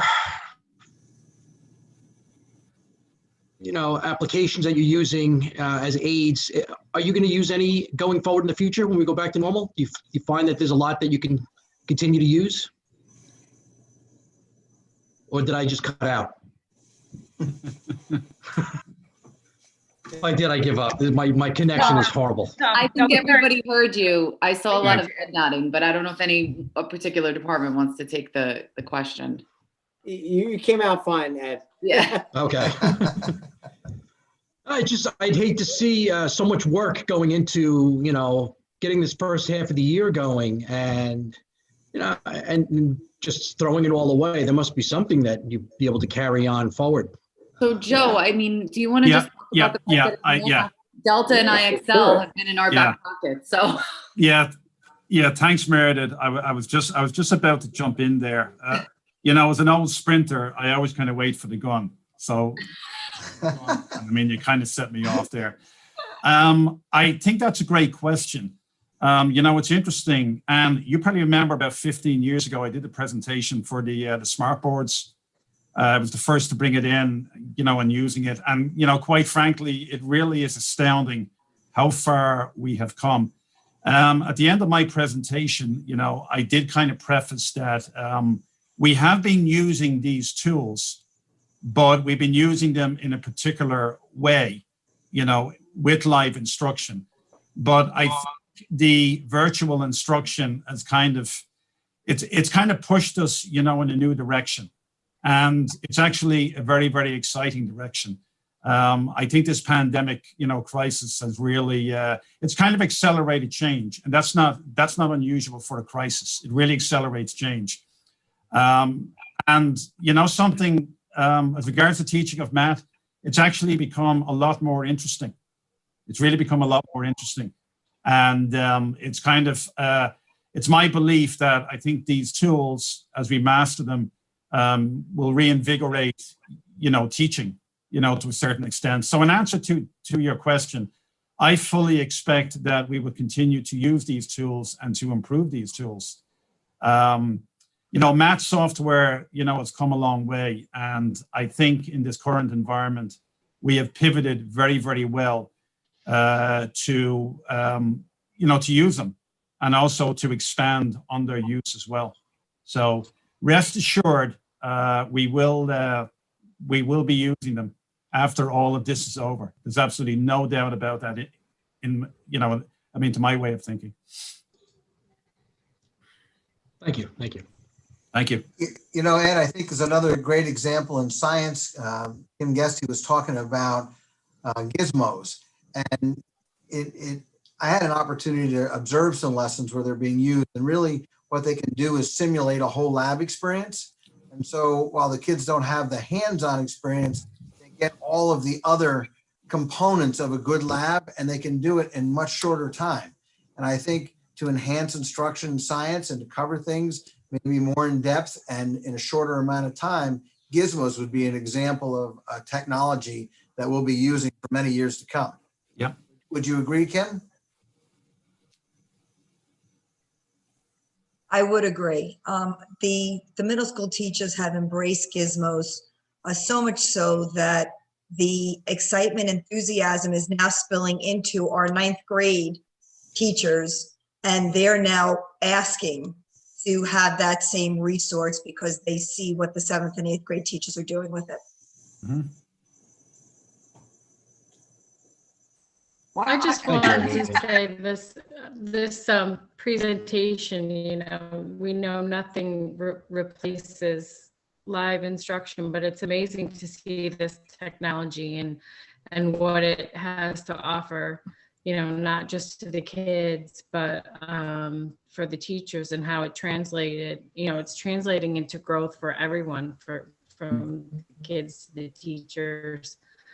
So I think it's really amazing how it can be manipulated, and meet the accommodations of the different learners. And I like to hear how the teachers are all just collaborating together to see what's successful, what's working, what's not working. So just really thank you for creating these new opportunities for the kids to grow and to learn, and for the professional development you're doing. It's just really, thank you so much. In this crazy time, I can't imagine it was easy, but Yeah, amazing. I agree with Lynn. I think this presentation was absolutely amazing. I think you guys are so clever and so innovative. And my interest was piqued. So I can imagine what your students are feeling to see all of these different ways of doing things. I agree, Mr. Ryan. I think some of it is more fun, for the kids. So, kids are enjoying it. Yeah. Whether they're playing a musical instrument or they're doing their art projects, whatever they're doing, if they're enjoying it, they're going to really want to do more of it, and they really learn. I am just so proud of all of you guys. I think you did such a wonderful presentation, and it really makes you feel, in these crazy, crazy times that, we have the best of the best in Nanuet. So thank you. This was wonderful. I just wanted Thank you, everybody. I just want to also echo what Anne had said and lend my congratulations on such an amazing job, really. When you talk about accelerating in technology, this was, would give you whiplash with how quickly you guys all adapted. It's just hard to even imagine that you were able to pull this off. Some of the things that I was listening so keenly about were things like that strand analysis and seeing exactly where children are, what things they've accomplished and what things they need to still work on. Using technology is a great tool. The project-based learning, I'd love to see that election piece where you got into this past election and used that. That must have been fascinating. Bringing, education right into real life. The presentations on Zoom, the interaction between students, the high school mentoring with musicians. These are all just amazing things. And so congratulations on such an amazing job. Thank you. Great. A lot of hard work went into that, so thank you. Thanks, everybody. Well done. Well done.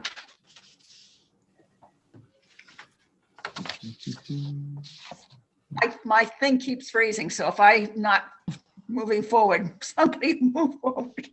Next, what we have on our agenda next. Midterms, right? Yes, Yeah, so Anna, midterm exams. I was going to say, I think it's a good segue into the next conversation. 2 weeks ago, Mr. Mahoney and the department coordinators presented on the high school's sort of reopening status and teaching and learning. And one of the things that was mentioned 2 weeks ago was this issue we're potentially facing with midterms. And I had given the board a heads up over the fact that the middle school and the high school are presented with challenges with midterm exams. So the board had asked that we bring back some more information. So Mr. Mahoney has joined the Zoom. So you should see him there, and Mr. Guccione's here. And we've asked the department coordinators to stay on for this part of it because Mr. Guccione and Mr. Mahoney are going to walk you through a short PowerPoint presentation similar to the way we did it in the spring, sort of outlining the current board policy, what we are doing for grading right now. And if you recall, in the spring, we had to shift from final exams because of the cancellation of regents, and we had to revise our grading policy. So this is just that similar process, and they'll talk to you about what that grading will look like. And then I have a draft resolution that I can read at the end if the board does, desire to do that. But I just want to mention before we start that what you heard tonight was a lot about assessment, right? So what's happening in the classrooms with the technology is this ongoing assessment.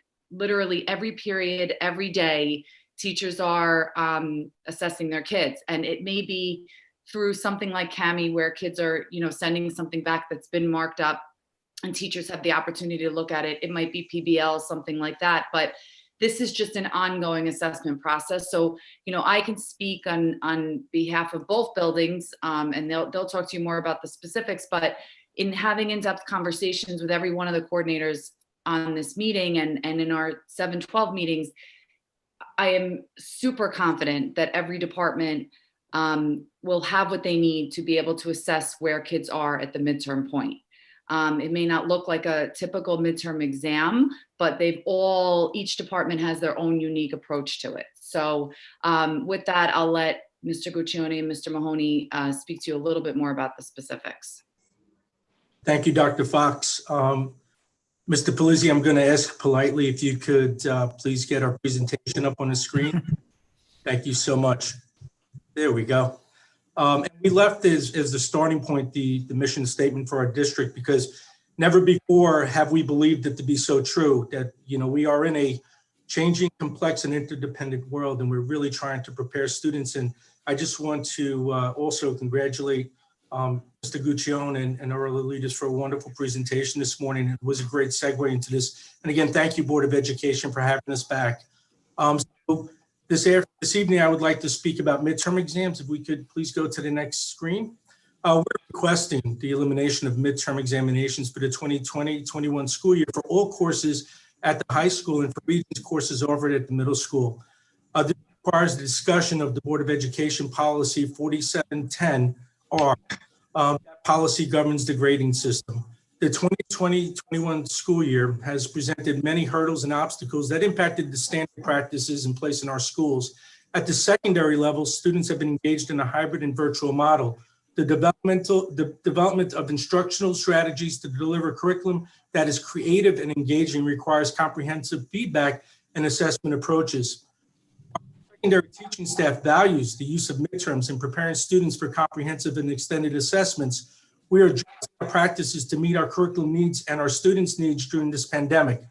To this end, our departments have integrated assessments in a sophisticated manner to be used in place of formal midterm exams. Next, please. Our teachers and support staff identified the increase in social and emotional stressors our school community has encountered during this pandemic. I think that was evident in our SEL presentation several weeks ago. The New York State Education Department has eliminated the January Regents, and other national tests have been postponed or canceled. During the typical school year, midterm exams are administered over a school, during which students do not attend classes. A hybrid or fully virtual model platform would expand this testing process. We're proposing the elimination of midterm exams for the 2020-21 school year. We propose that quarterly grades be adjusted to reflect the assessments that we have in place and eliminate the stress of comprehensive examinations. Societal stressors are at an all-time high, and we have to consider approaches to promote social emotional health. New York Public High School Athletic Association has adjusted the sports calendar, and it may not align with our calendar for exams. Next, please. Before I discuss this screen, I just wanted to share that, prior to my role here, as you all know, I was a school counselor for 27 years, former math teacher, as well as a business law and computer science teacher. So I really value what the teachers are doing now within the classroom setting, but I also take into consideration when I make this recommendation as a high school person to the board, all of the stresses that our students are experiencing from my counseling experience. And I'm also utilizing my post-secondary experience in making this recommendation this evening. Our assessment examples are as follows. As described in Board of Education presentations formally, our departments have revised the way material is delivered and assessed this year. Each department has its own plan for how to assess skills that were assessed via typical midterms. These assessments will include the following examples: common assessments, essays, PBL projects, formative assessments, video presentations, research assignments, traditional tests, and we saw tonight some other examples of assessments. Please. So the final course average is part of our 4710 board policy. For a full year course at Nanuet Senior High School, it's 2020-10, 2020-10. What that means is each quarter is 20% of your final grade, 10% in the midterm, 10% in the final. That's the current process in place. Go to the next screen, please. So here's our proposal for this evening. To increase learning time, student contact time, decrease the assessment time that we have to take out of classroom, we are proposing that we give each marking period 1 and marking period 2, an equal 25%. I've met with other schools in the county as well, and they are also going away from the midterm exams, those who have it this year. So this would be an equal balance. At the county level, we have also had discussions about the end of the year June exam. We're finding that students are very stressed. They want contact time with their teachers. They want to be in classrooms. And I think you're seeing a lot of really fun, creative ways to assess students this year and also have them in seats. Remember, when we give assessments, we also have to give modifications for those assessments. So if we give extended time on assessments, it could take up a lot of a student's life taking assessments. And we're really proposing that we try to break those stressors down a little bit this year. So we've also are proposing, if the board, New York State Education Department cancels Regents exams in June, that we also get rid of final exams this year, because those exams occur over 10 days. That would be 10 days of learning that we can have in the classroom. And that's important.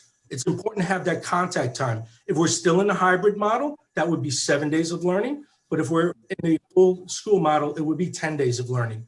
So we're proposing for now that we please consider dropping the midterms this year. And if New York State eliminates June Regents, we move away from our finals for this year to increase student learning time. Can we go to the next screen? This is also very important for me to cover. From my experience, again, with the post-secondary process, it's important that we look at semester courses.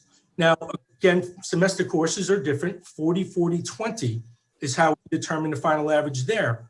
A lot of our semester courses, by the way, are dual enrollment courses or other elective courses that our students take over a half year, such as health, career and financial management. What we're proposing here is 50-50.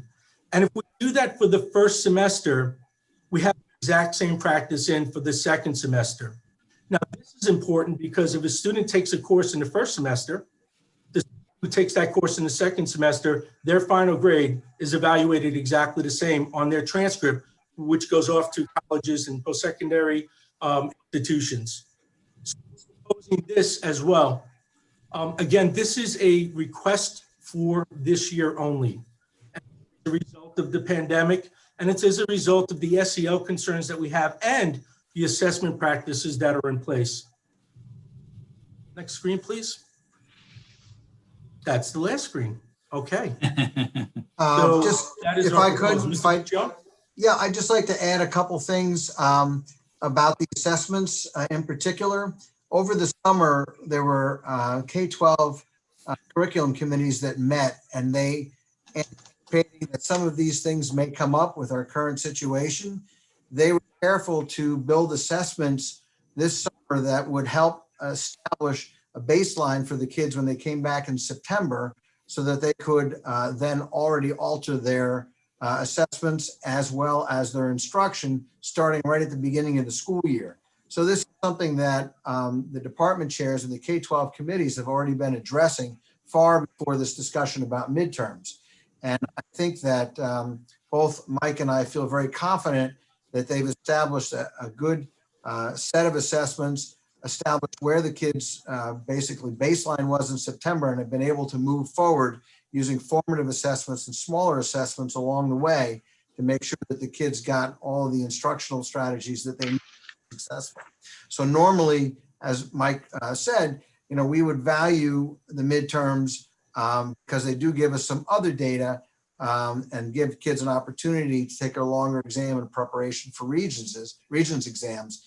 But I think in terms of the assessment piece, we are very confident that we're in a good place here and that for this particular year isn't necessary. Okay. Thank you. So, Anne, if it's okay with you, I can read a resolution that essentially echoes parts of that presentation because it modifies the board policy, and then the board could vote on it. Would you like me to do that? I can't tell if she's frozen. I think she's frozen. Okay. Frozen. So Ed, are you good with me reading the policy? Okay, I'm back. All right. I keep getting frozen out in the middle of all of this. Go ahead. We voted on the policy and you missed it. No. I'm sure I have competent We're board. taking midterms for all the kids. All right. So I'll read it. It just echoes what Mike and Roger said. So whereas the recent COVID-19 plague has continued to result in a hybrid learning model at the middle school and the high school since the beginning of the 2020-2021 school year, and whereas the district believes it would be unfair to grade students in accordance with the current policy, given the variety of learning environments the students are in, therefore be it resolved that the district hereby changes the grading system for the 2020-2021 school year only to provide for the following, so long as the 2021 June Regents exam occurs. So that will be the breakdown of the 25, 25, 20, 20, and the 10 for the final. Right. No formal midterm exams in the middle school and high school. Number 3 would be that if NYSED cancels the June 2021 Regents, we would change the aforementioned percentages to 25, 25, 25, 25. So for semester courses, we would change for the high school and adopt marking period 1 at 50%, marking period 2 at 50%. And to the extent that this differs with policy 4710 and regulation 4710R, those policies are suspended for the 2020-2021 school year. And first reading of the change in policy is hereby waived. Okay. First of all, I need a motion and a second. It's Sue. I'll make a motion. I'll move it. Sue moves, Second. Adrian seconds. Okay. Okay, board, you can comment or whatever. I mean, I think this is a good compromise. I mean, we just saw a presentation that talked about all of the assessments that are being done. So it's not like our children are not being assessed. I mean, I think that they're certainly being assessed. So that's my opinion. What about the rest of the board? I mean, I personally have no problem with midterms being abolished forever. I mean, performance tasks, I think things that are going to, advance this, age-old way that we've been assessing. But for this year, absolutely. I think it's a good idea. Agree. Okay. That too. Christine? I agree. Yeah, I agree.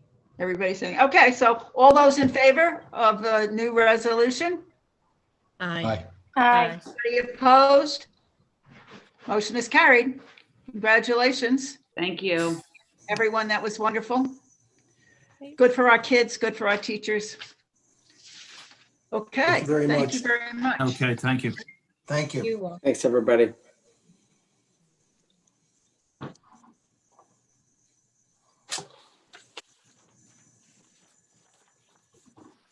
Okay, Ms. Byrne is frozen. Frozen again. Ed, you're in. You're on.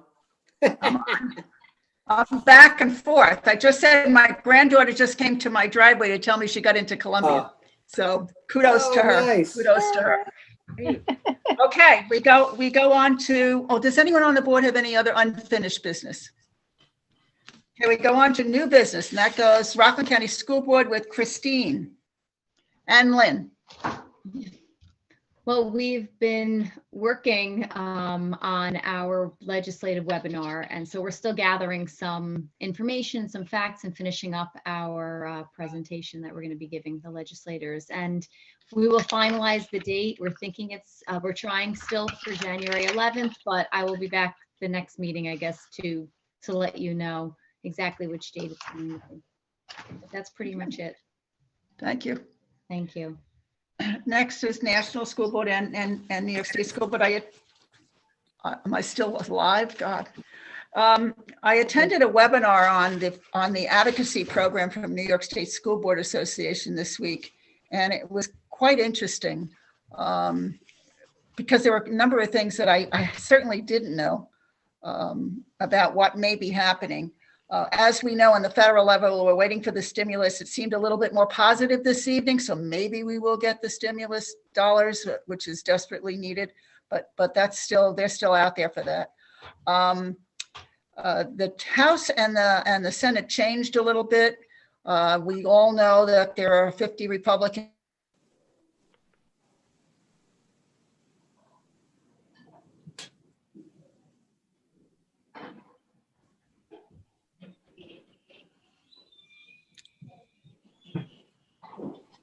Ed? New business, Ed? Minority.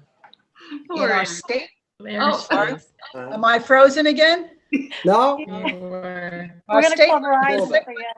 Our state legislature, we have a very interesting dynamic this year. In the Senate, the Assembly have a super majority, which means if the governor vetoes anything, they have enough votes in the Democratic Party to override the governor's veto. And I think this is the first time it's really happening in quite a long time, which will be interesting because they don't always get along.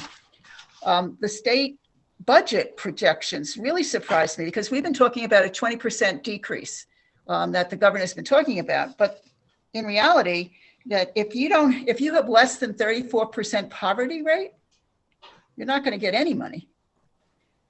So it looks like between 40 and 50% of the districts in the state will not be receiving any money. Now, this could be not including foundation aid, but that I don't know.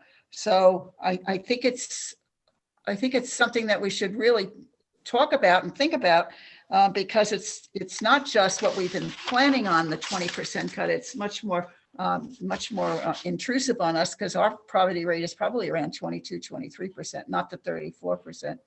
As far as the transportation aid, the governor came out and said he's not going to give anybody transportation aid from March on because kids were out, but I think we've convinced them that, yeah, they were out for 2 weeks and we didn't know whether they're going to be back. How can you not have a contract? How can you not have staff to drive buses, et cetera? So I think we're going to win that one. I think we're going to get at least most of the transportation aid, if not all of the transportation aid. But the big question is they have reserves, what they call in Albany rainy day reserves. So the big question is, will they use them? I mean, if you're not going to use a rainy day reserve, this is the rainiest of the rainy days. So I would hope that they would do that. The legislative priorities from New York State school boards, of course, is the state aid, the federal funding stimulus on the federal level, talking a lot about the digital divide, because there are still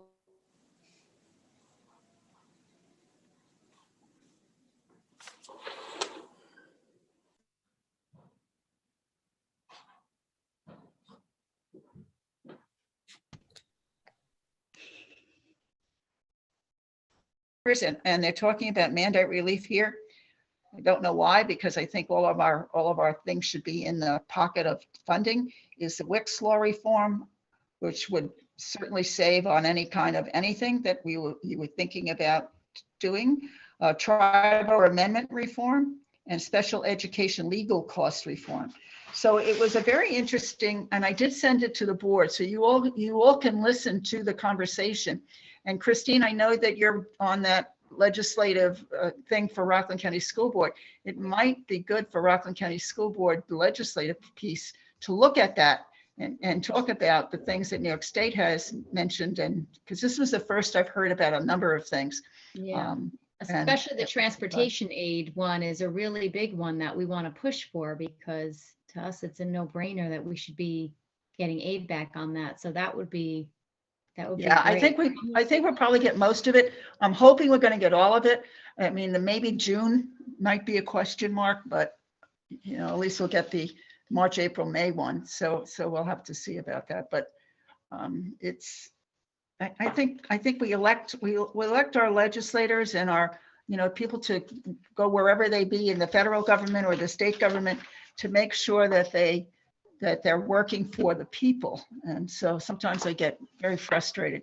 The virtual Capitol Conference date's been changed. It's now going to be February 3rd. And they also said that if we wanted to meet, we as the Nanuet School Board wanted to meet with our legislators on a lobby day just for us, we could do that.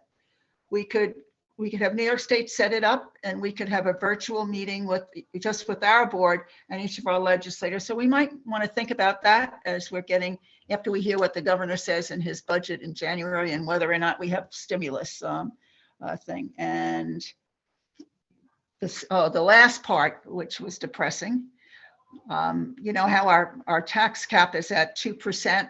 Or the CPI, whichever is the lowest, and the CPI, unfortunately, up until this point is 1.22%. So it's not at 2%, it's at 1.22%. So, and I don't think it's going to change between now and the end of the month. But so that was depressing to me. Sorry to end on a depressing note, but maybe we'll get the stimulus money and we'll have actual money in going to the state and then from the state to us. Okay. Local government. Anybody, anything going on in a local government we should know about? Okay. So anybody else have any other new business they want to bring up at this point? What a great meeting tonight. I have to say, great meeting tonight. Great presentation. I was going to say, let's just hope Pfizer becomes an important piece of real estate soon. Well, yeah. I mean, they really were, they were very much a part of their research and development right here in our school district, very much, part of this whole COVID vaccine. So yeah, we hope that we get that thing settled soon and they actually pay us more money. That would be nice. Yep. All right. Well, thank you all. I need a motion to, somebody wants to say. Yeah, no, just me. I just wanted to, on another note, just also say congratulations to Ann Ang on getting that award. She has always been a leader in technology, and so I can see she's continued along there. So that was really awesome. Yeah, well, it's great. The Rockland Community Foundation does these awards every year. And, it's just a little bit of money, but it's enough to do innovative things in classrooms. So we have gotten them in the past, so I'm very glad. Yes, thank you. Thank you for saying that. Okay, everyone, I need a motion to adjourn. I'll make a motion, Sue. Okay, Christine and Sue, seconds. Anybody else have anything? Nope. All right, all those in favor? Aye. Opposed? Okay, bye, everyone. And thank you all of those viewers out there. Have a Merry Christmas, a Happy New Year, a Happy Kwanzaa. And those of you who are in the middle of Hanukkah, Happy Hanukkah. Bye all. Bye, everybody. Happy Healthy New Year.